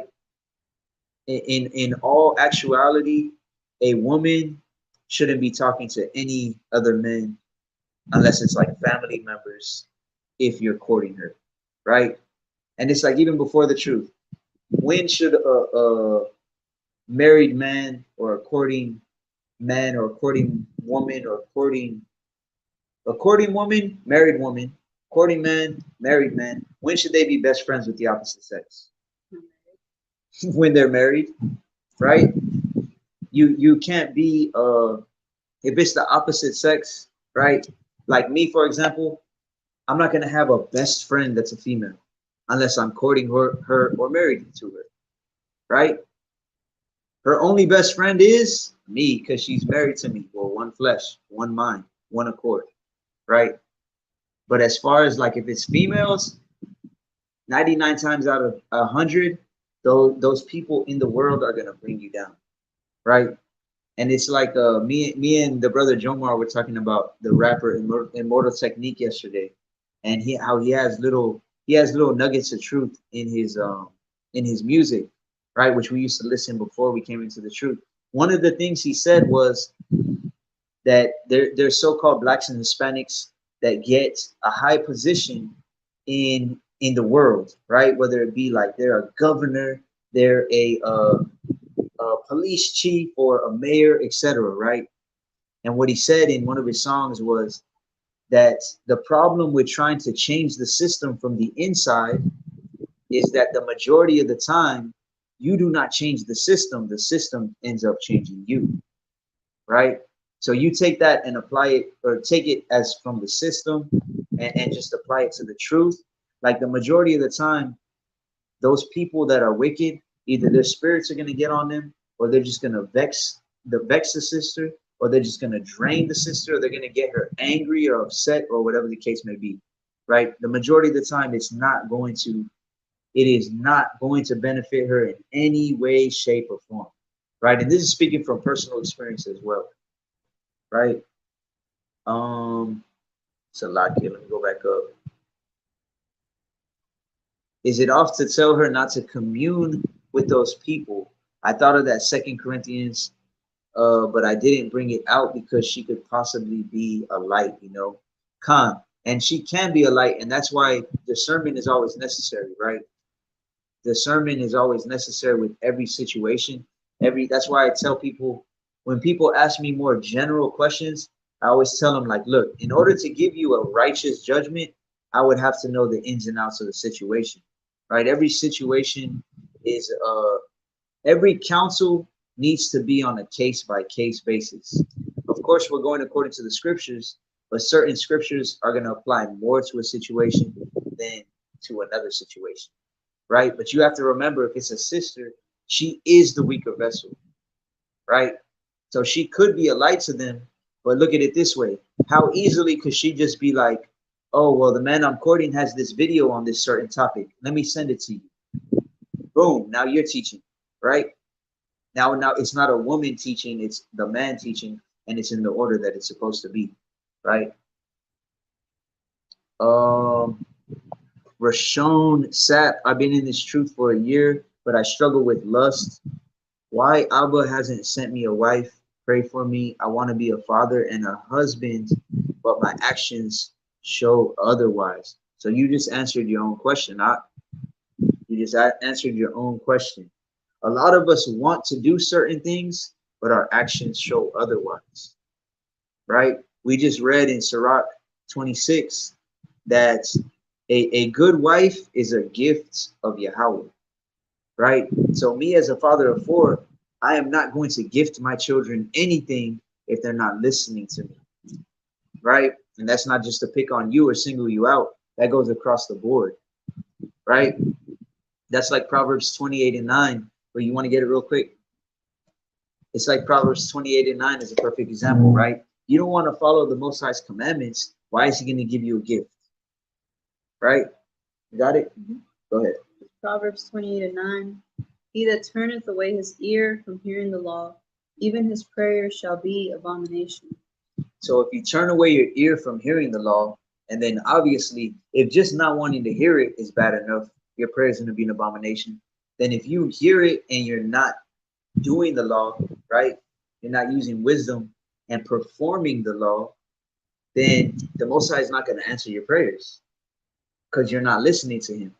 The Most High is not going to gift you something when you're going off, right? And that goes back to what I was saying earlier. I don't know if you heard it, but a lot of times he's not going to give you something until you're ready for it, right? And that's like it says in Sirach, if they increase, it shall be to their destruction. So it could be the Most High just trying to protect you, right? Because the law says that a man has to provide for his wife, right? What does he have to provide for her? For raiment, clothing, for food, and duty of marriage. Raiment, which is clothing, her food, and her duty of marriage. Meaning raiment and clothing, physically clothing, right? But also covering, your clothing covers your body. You have to be a covering to her, right? Then you also have to be able to feed her, right? You gotta be able to feed her physically, but you also have to be able to feed her the word, which is the bread of life, right? Spiritually. And then her duty of marriage, which duty of marriage is just conjugal rights, right? You're not going to withhold. You got to be able to satisfy her sexually. So if you can't do all these things, right, and you're moving in the spirit of lust, it could be the Most High just protecting you, knowing, look, if I give you what you're asking for, you're not going to be able to do it, right? And it's going to lead you to your destruction, right? So it could definitely be a blessing in disguise, right? Khan, I thought of Sirach 37:12 as well. Khan. You want to get that, Mama? Absolutely, Ak, I agree. La'ash is not teaching men. Okay, that's good. That's good, right? I mean, that's definitely something that shouldn't be happening. We already talked about that, but she has a female friend she goes out to eat with. Khan. And I mean, in reality, I was talking to a sister yesterday on Sabbath, and I was telling her because she was saying like I'm trying to stay as set apart as possible, and I was like, that's good, that's a beautiful thing because to be perfectly honest, the majority of people cannot just cut off all worldly ties, cold turkey, right? They can't do it. They can't do it. So over time, Most High willing, the Most High will set her apart even more if necessary. Um, the sister Jay said, Khan, men and women aren't made to be platonic. They're not made to be platonic, right? 100%. 100% not made to be platonic. That's why the Most High said, we haven't even got that yet, huh? Well, go ahead and read that, and then we'll go to Genesis. Khan. But be continually with the godly man. Oh, sorry. This is Sirach 37 and 12. But be continually with the godly man, whom thou knowest to keep the commandments of Yahweh, whose mind is according to thy mind, and will sorrow with thee if thou shalt miscarry. Khan. So being continually with a godly man, this goes along, the brother Baziyah Judah called this, and we read it earlier, but it also goes along with what the sister is saying, right? Being with a man, go to Genesis 2 and 18, Baba Kashal. Because it's like a sister, I was telling a sister probably about, I don't know, maybe a week or 2 weeks ago, like you have to understand that I've done another lesson, a live lesson on it. Women were literally made to be covered from the cradle to the grave, from a baby all the way to when they die, right? Or make it to the kingdom, Most High willing. What does that mean? It means she's supposed to be covered by her father. He's supposed to be teaching her, providing for her, right? Keeping her in order, correcting her, all of these things from a baby all the way up. Then, if you're moving according to the law, right, the father is the one who gives the daughter away to the husband. Then the husband takes on that role and covers her, right? So, like the sister said, women aren't made to be platonic with men. They're made to be one flesh with men. So go ahead and read that. Genesis chapter 2, verse 18. And Yahweh said, it is not good that the man should be alone. I will make him a helpmeet for him. So it's not good that a man should be alone, right? And a man is the stronger vessel, right?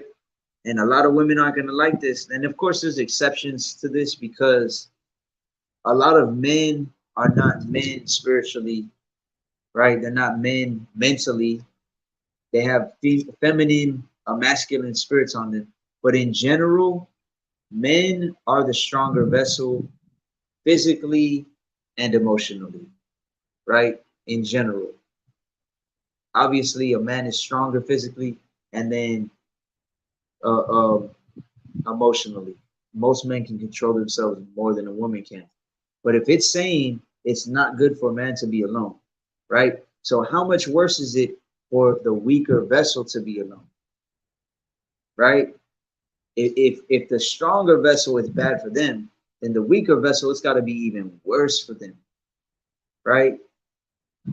Kanak, that's a spirit. That's exactly what I told her. Khan, if you're in the spirit, being around worldly people is very draining physically. It literally is. It literally is. And that's the thing. This is how you can tell. This is another indicator of how much you've grown in the spirit, right? Because I was just talking to yesterday, me and the brother of y'all, we went for a walk on the Sabbath, right? And don't be over righteous and be like, oh man, yo, we're walking on the Sabbath. We went peaceful little walk back in the fields and by some water and stuff.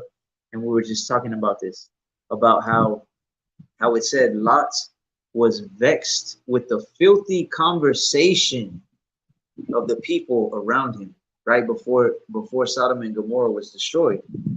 When you're in the spirit of the Most High, that's how you're going to feel, right? We were talking about work. Sometimes when I work, I'm mostly away from people 90% of the day. But every once in a while, some people will come around and stuff, or I have to go, you know, talk to somebody, and you just hear something, some type of disgusting type of just completely wicked things people are saying. And just hearing that is going to actually drain you.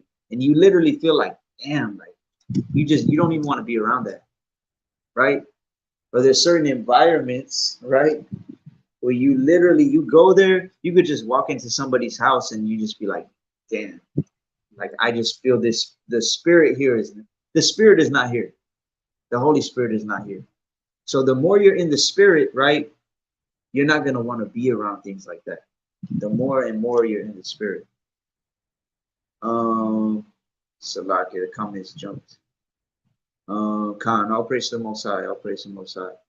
Could you give counsel to a 20-year-old who is transitioning into the truth? Khan, just DM me.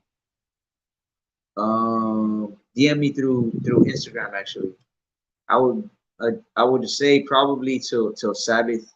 That's normally when I try to do the counsels. Like yesterday, I was on the phone probably like more than 4 hours with a bunch of different people. So Shabbat would be the perfect time. What do you do besides fasting and praying when it seems your head isn't in the spirit/truth anymore? Not attending class, not teaching, breaking laws, etc. So are you asking as a sister, or are you asking, because I know it says Juliana, but then it says not teaching? I'm just asking because, I mean, as a sister, you really shouldn't be teaching unless it's younger women or children, right? But I would say besides fasting and praying in general, when your head is not in the truth, the majority of the time, it is because of the environment or the people that you're around, right? What was that movie we were going to watch with Denzel Washington?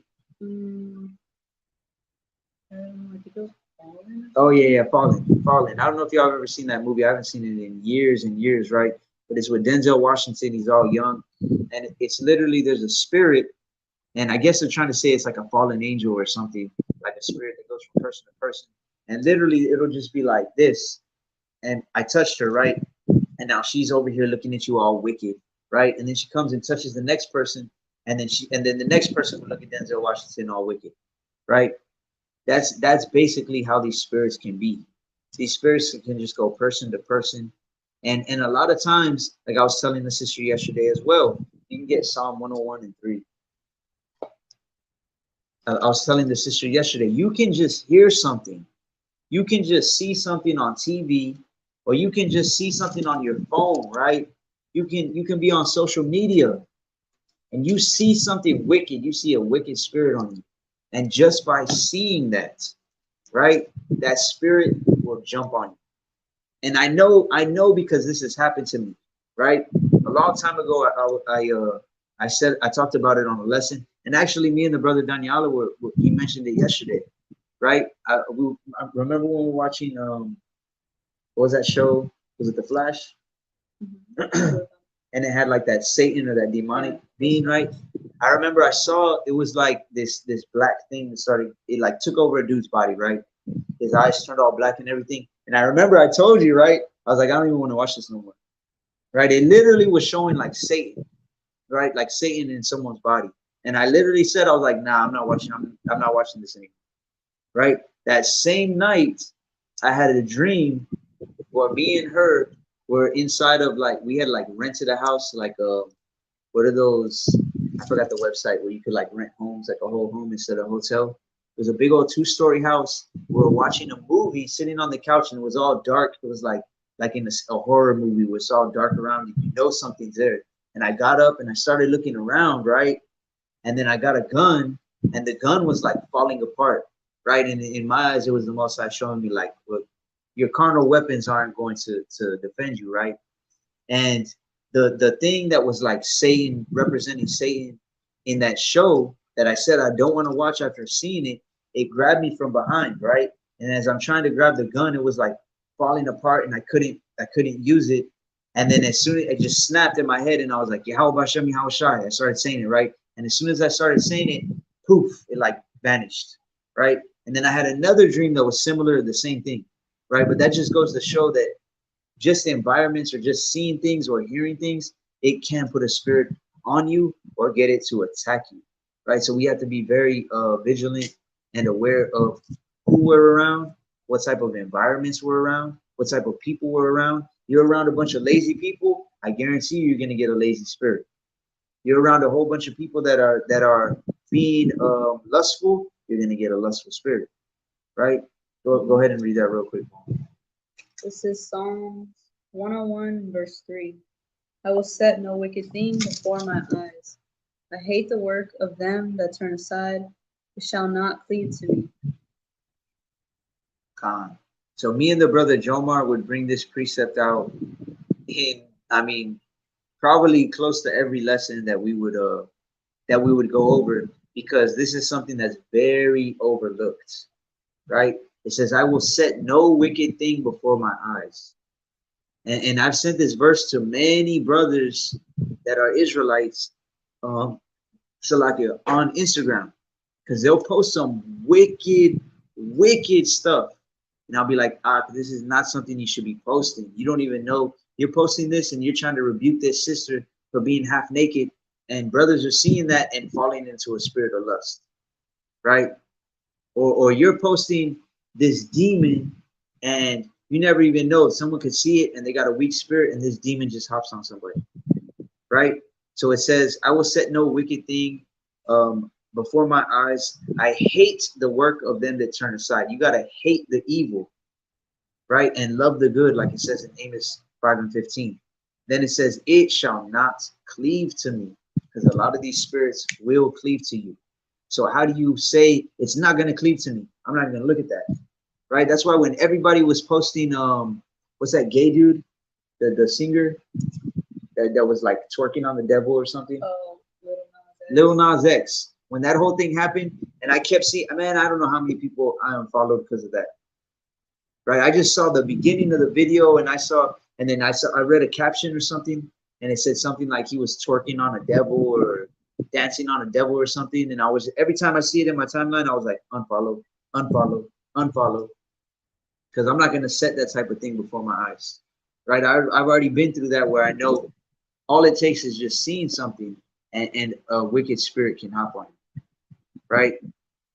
Derwin Jackson, bad company corrupts good morals.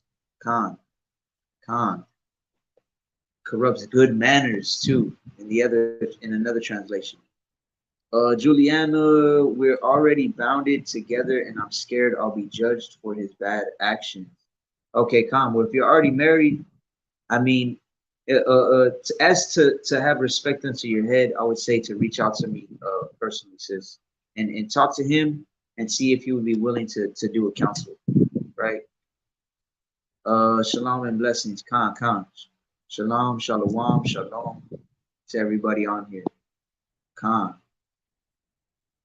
Do you think the Most High speaks through numbers? You want to get Hebrews 2 and 4 real quick, more? Khan, the brother Daniel. Yeah, we've been to me and him chopped it up yesterday, and we were talking about all types of spiritual things. All praise to the Most High. Salakia, what would I do as a rib besides fast and pray for my husband? It seems he's fallen out of order with the Most High. I'm scared I'll be punished as well for his wrongdoings. I'll get you a scripture in just a minute, sis. Khan, that's it, through the Spirit, the water ark. This is the exact scripture I was going to pull. I'll read it, even though it looks like you already saw it. It says, 1 Corinthians 7 and 14. For the unbelieving husband is sanctified by the wife, and the unbelieving wife is sanctified by the husband. Else were your children unclean, but now are they holy. So yeah, I'm going to get the scripture right before that as well. You want to go ahead and read that to answer this? Let me go back up to the brother's question. Go ahead. This is Hebrews chapter 2, verse 4. Yahweh also bearing them witness, both with signs and wonders. Pause. So it says the Most High bears us witness with signs and with wonders. Right? What kind of signs can the Most High give us? He can give you any type of sign. Right? That one day, I remember I was working last week or 2 weeks ago. I must have saw 144, I don't know, close to 20 times in one day. Right? And that, to me, it's not like, oh, I'm part of the 144,000. Let me fall in the spirit of pride. I'm 144. No, to me, I see it as that's just like a reminder. You're on the right path. Keep going, right? It's not like you're a part of this or you're that. I'm not going to get prideful, right? So he can give you signs and numbers, right? He can give you any type of sign. But what we also have to remember is go to 1 Corinthians 4 and 4. 1 Corinthians 4 and 4.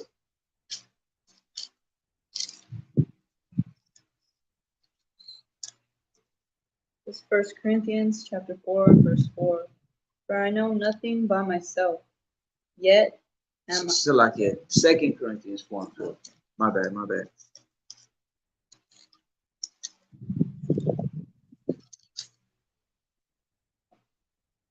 This is 2 Corinthians chapter 4, verse 4. And such trust have we through Yahweh to God. Still like it. I was looking up a precept.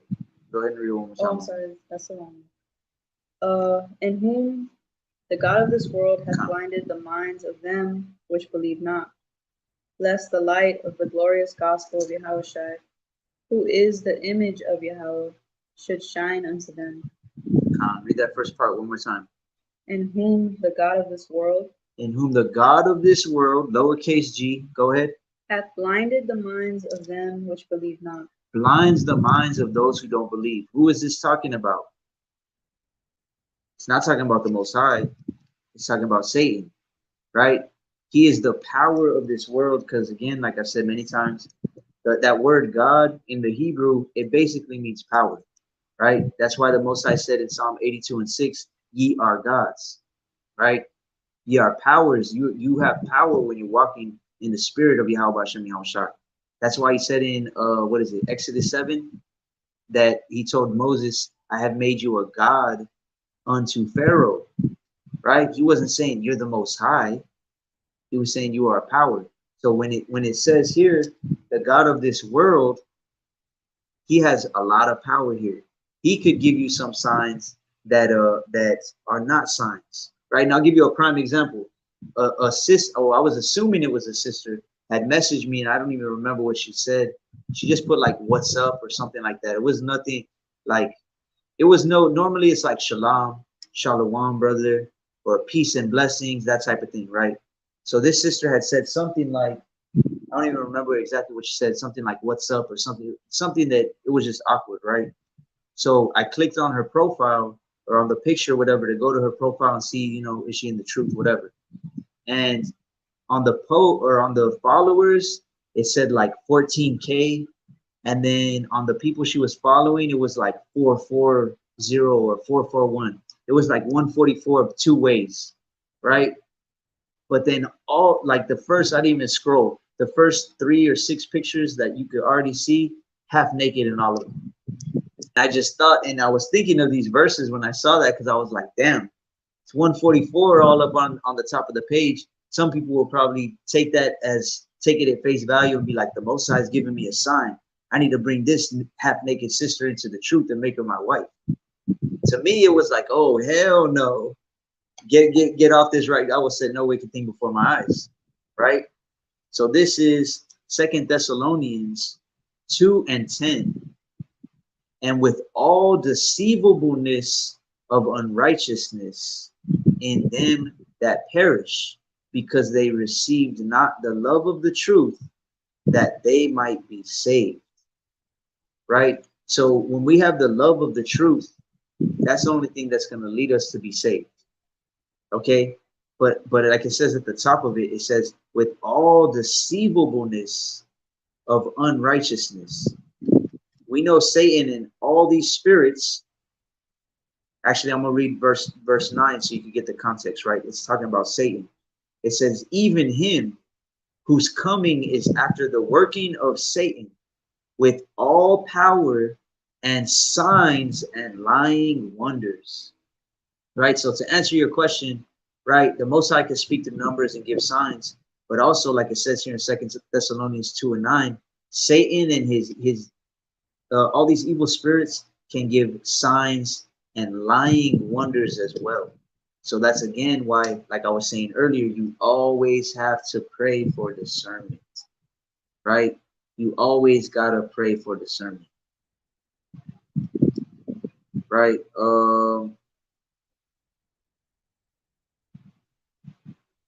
Let me see. 222. The number didn't know if he's trying to tell me something or just a coincidence. So I know brothers that get into numerology and what are they called? Like the number thing, angel numbers and all this other type of stuff. I don't really buy into that much at all, right? Because exactly what the brother said there. He tries to imitate everything the Most High, right? He tries to, he's gonna try to, he's the father of all lies. He's gonna try to get you to go off in one way or another, right? So go ahead and go to Ephesians 5, Mama, and we'll finish with that. And then I'll get that. Let me get the scripture for the sister real quick. If you want to start on 22. So going back to the whole courting thing, right? To finish off with the courting, these are some of the other traits, characteristics, or the spirit that the man and the woman has to be in order for it to be a successful courtship and then Most High willing a marriage, right? Go ahead. It's Ephesians chapter 5, verse 22. Wives, submit yourselves unto your own husbands, as unto Yahweh Bashem Yahushua. So during the courting process is just to show you, it's to give you a glimpse if they're being sincere, and if they're actually acting how they normally would, right? They're not trying to put on a front or put on a facade. It's going to show you how it's going to be in marriage, right? Which is why courting is very profitable. You could see, okay, well, when this type of thing happens, this is how they react. This is what makes them angry. This is what makes her happy. This is what she is lacking in. She's a good cook. Oh, she needs to learn to be a little bit cleaner when she doesn't clean up or stuff like that, whatever the case may be. Oh, okay, he can provide. Look, he's working and he's providing for me. And look, oh, he's teaching me every day and he's bearing the fruits. She's bearing the fruits, right? But this is one of the things that you have to look for. Go ahead and read it one more time. Wives, submit yourselves unto your own husbands, as unto Yahweh Bashem Yahushua. So the wife is supposed to submit herself, as it says, as unto the Lord, right? Let's say as unto Yahushua. So if you're courting the woman, and I always give this example because a brother gave me this example when I was first coming into the truth, and I was like, man, it was funny, but it was a legit example. He said, if you come home, right, and you worked 8 hours, 10 hours, 12 hours, and she says, what do you want to eat? And you're like, you know what, just something quick, I'm gonna take a shower, just make me a pizza, right? And she's like, pizza, I don't want to eat pizza, we ate pizza 2 days ago, I don't want to eat that, right? If Yahushua was at your house and he asked you to make him pizza, what would you say? Yes. He'd be like, I'm on it. Yeah. I got it. You want the cheese pizza or you want the spinach pizza? What kind do you want? You want both? Okay, right? The woman needs to be able to obey the husband in that same manner, right? And it's going to tell you why. Go ahead and keep going. For the husband is the head of the wife, even as Yahushua is the head of the church. Because the husband is the head of the wife, just like Yahushua is the head of the church. And this is why a lot of women, even in the truth, right? In the truth, don't want to get married. Because they've been in the world so long, they don't want a head, right? They don't want someone over them, right? if the church is the body and Yahushua is the head, then the woman is and the children are the body, and the husband is the head when it comes to the household. So a lot of women just don't want to be below or under a man's authority, right? Go ahead. And he is the savior of the body. So just like Yahushua is the savior of the body, the church, right? The husband is supposed to be the savior of his household, right? And it's like in Obadiah, right? When it said, actually, let me get it real quick. Go ahead and read that verse one more time, Mom.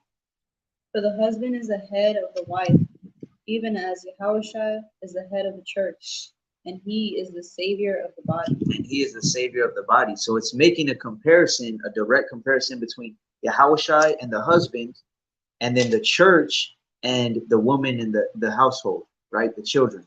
So this is Obadiah 1:21. It says, and saviors, not savior, plural, and saviors shall come up on Mount Zion to judge the mount of Esau, and the kingdom shall be Yahushai's. Right? Who are these saviors that it's talking about? Well, who's Yahushai? Who are going to be those battle axes and weapons of war, like it talks about in Jeremiah? It's talking about the 144,000, right? So Most High willing, a few of us brothers get to be a part of that number. But I guarantee you, you're not going to be a part of that number if you can't even help to save your own household and feed them the word and get your house in order, right?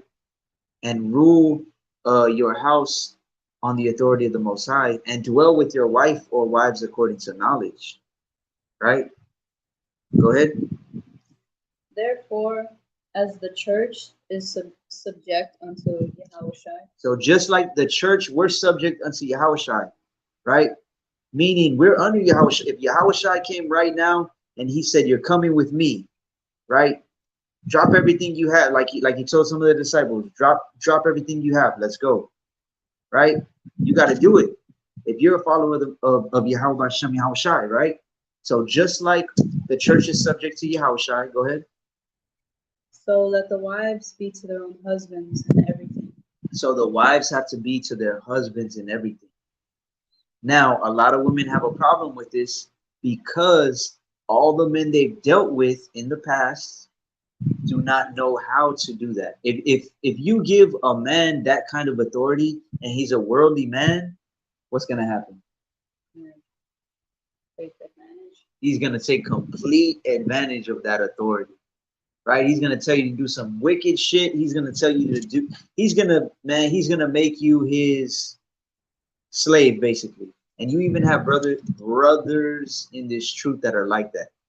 I remember when I first came into the truth, and I would talk to this brother that is in ISUPK, and there was another brother in that camp that repetitively, more than one time, and hope, you know, I haven't seen anything pertaining to that brother. I won't even say his name or nothing, but at that time, he repetitively would post his wife, and he would call her his bitch.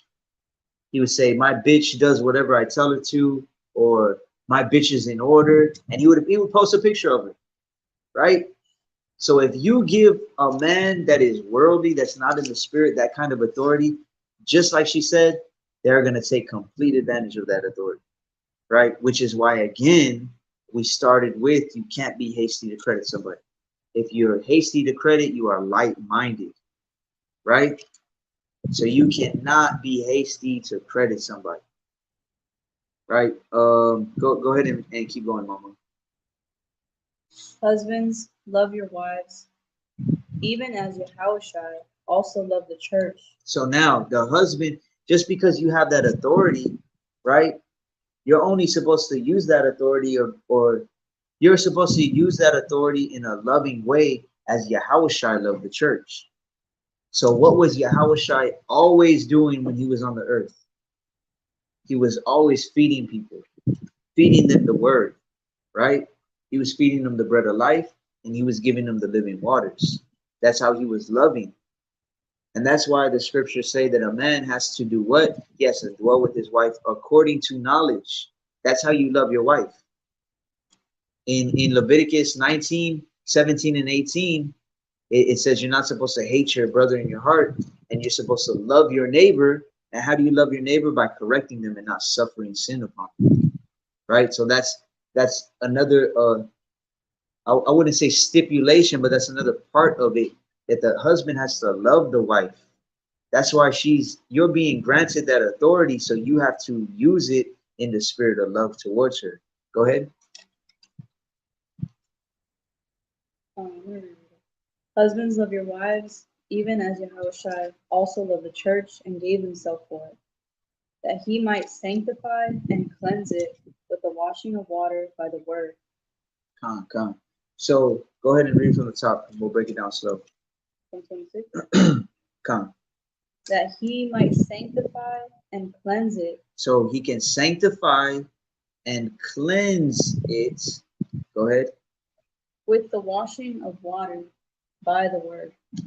So now this is not, again, if we go to the Greek, I'm just going to throw this out there for people that haven't heard me say it, right? Even though I said it many times.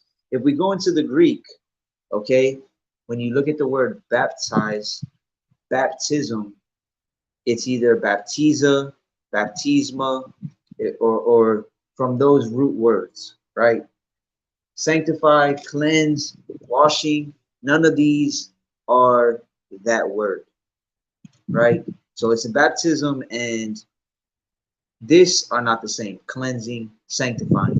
But just like Yahushua, because even when you go through the scriptures, it said that his disciples baptized many, but Yahushua never baptized anybody, right? So what is this comparing a husband to? It's comparing the husband to Yahushua, and then the church or the body to the wife or the wives and the children, right?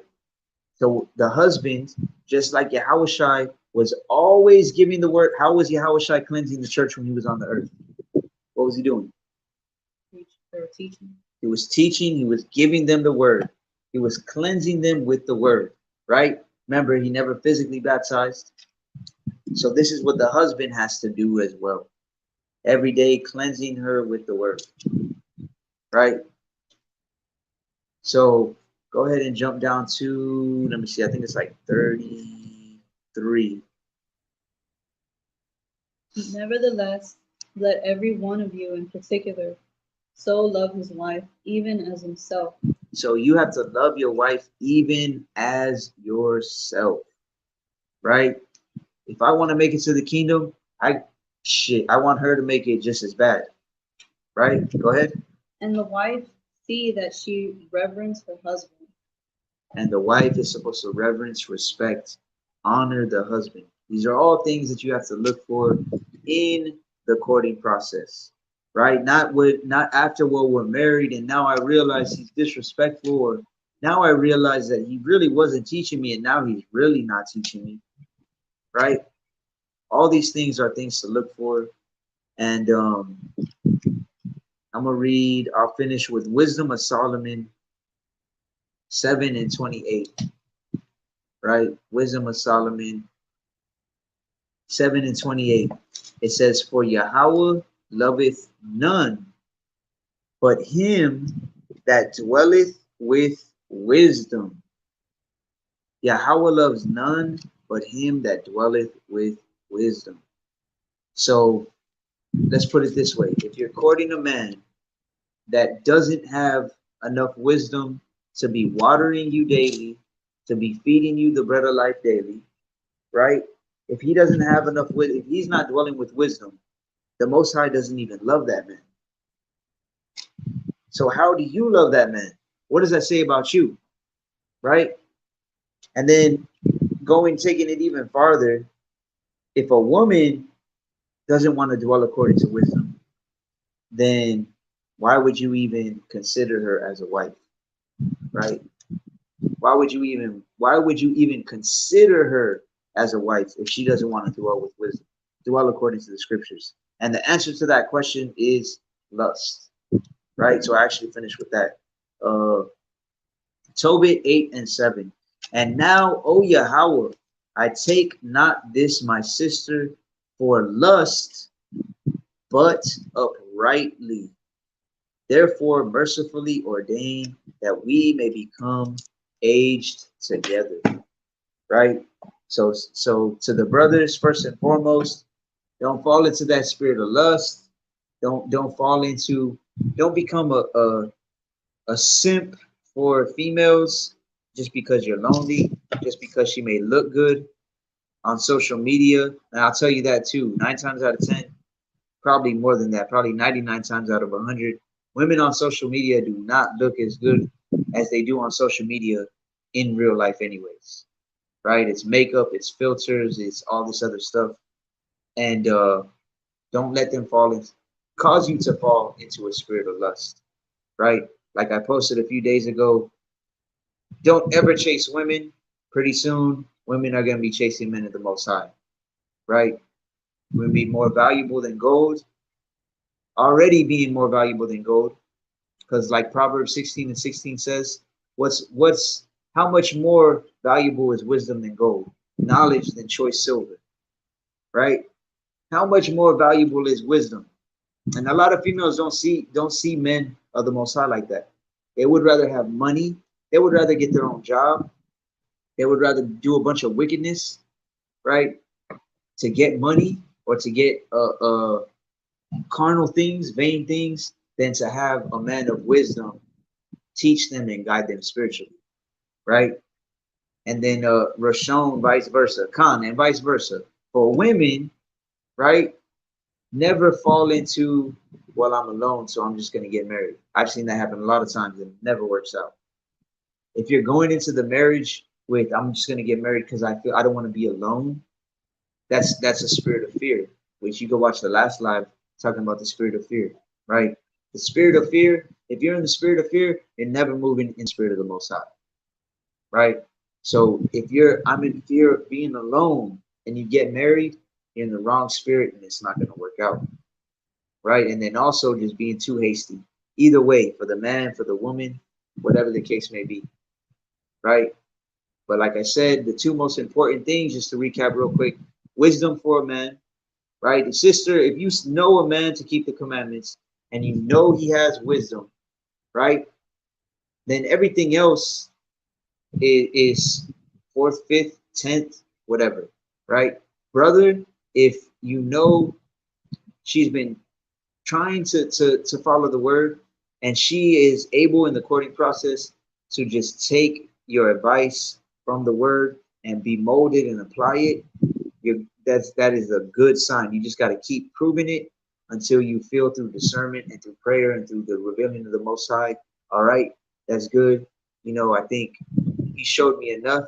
She's bared enough fruits in the spirit, and then you can move on from there, right? Facts, being alone this past year has changed me a lot. I still got a lot to do. Khan, all praises. All praises. There's levels to everything in life. There's levels to this truth. And most high willing, you know, I'm somebody that has always said, and I've gotten a lot of slack from it or for it from a few brothers, but mostly sisters, that I'll say I think that every Israelite man and woman in the truth in this time that we're living in should be married, right? Two is better than one, right? Two is better than one in righteousness. Y'all can look up that lesson that I did a while back as well if you want to. But with that, I'll say all praise to the Most High, Yahweh, Ba'ashem HaMashiach, Yahweh Shai. Most High willing, it was edifying to a few of y'all brothers and sisters. And you're able to apply some of the knowledge so that it becomes wisdom in your life, and it will stop you from or help you to avoid a possible disaster, right? So the next live,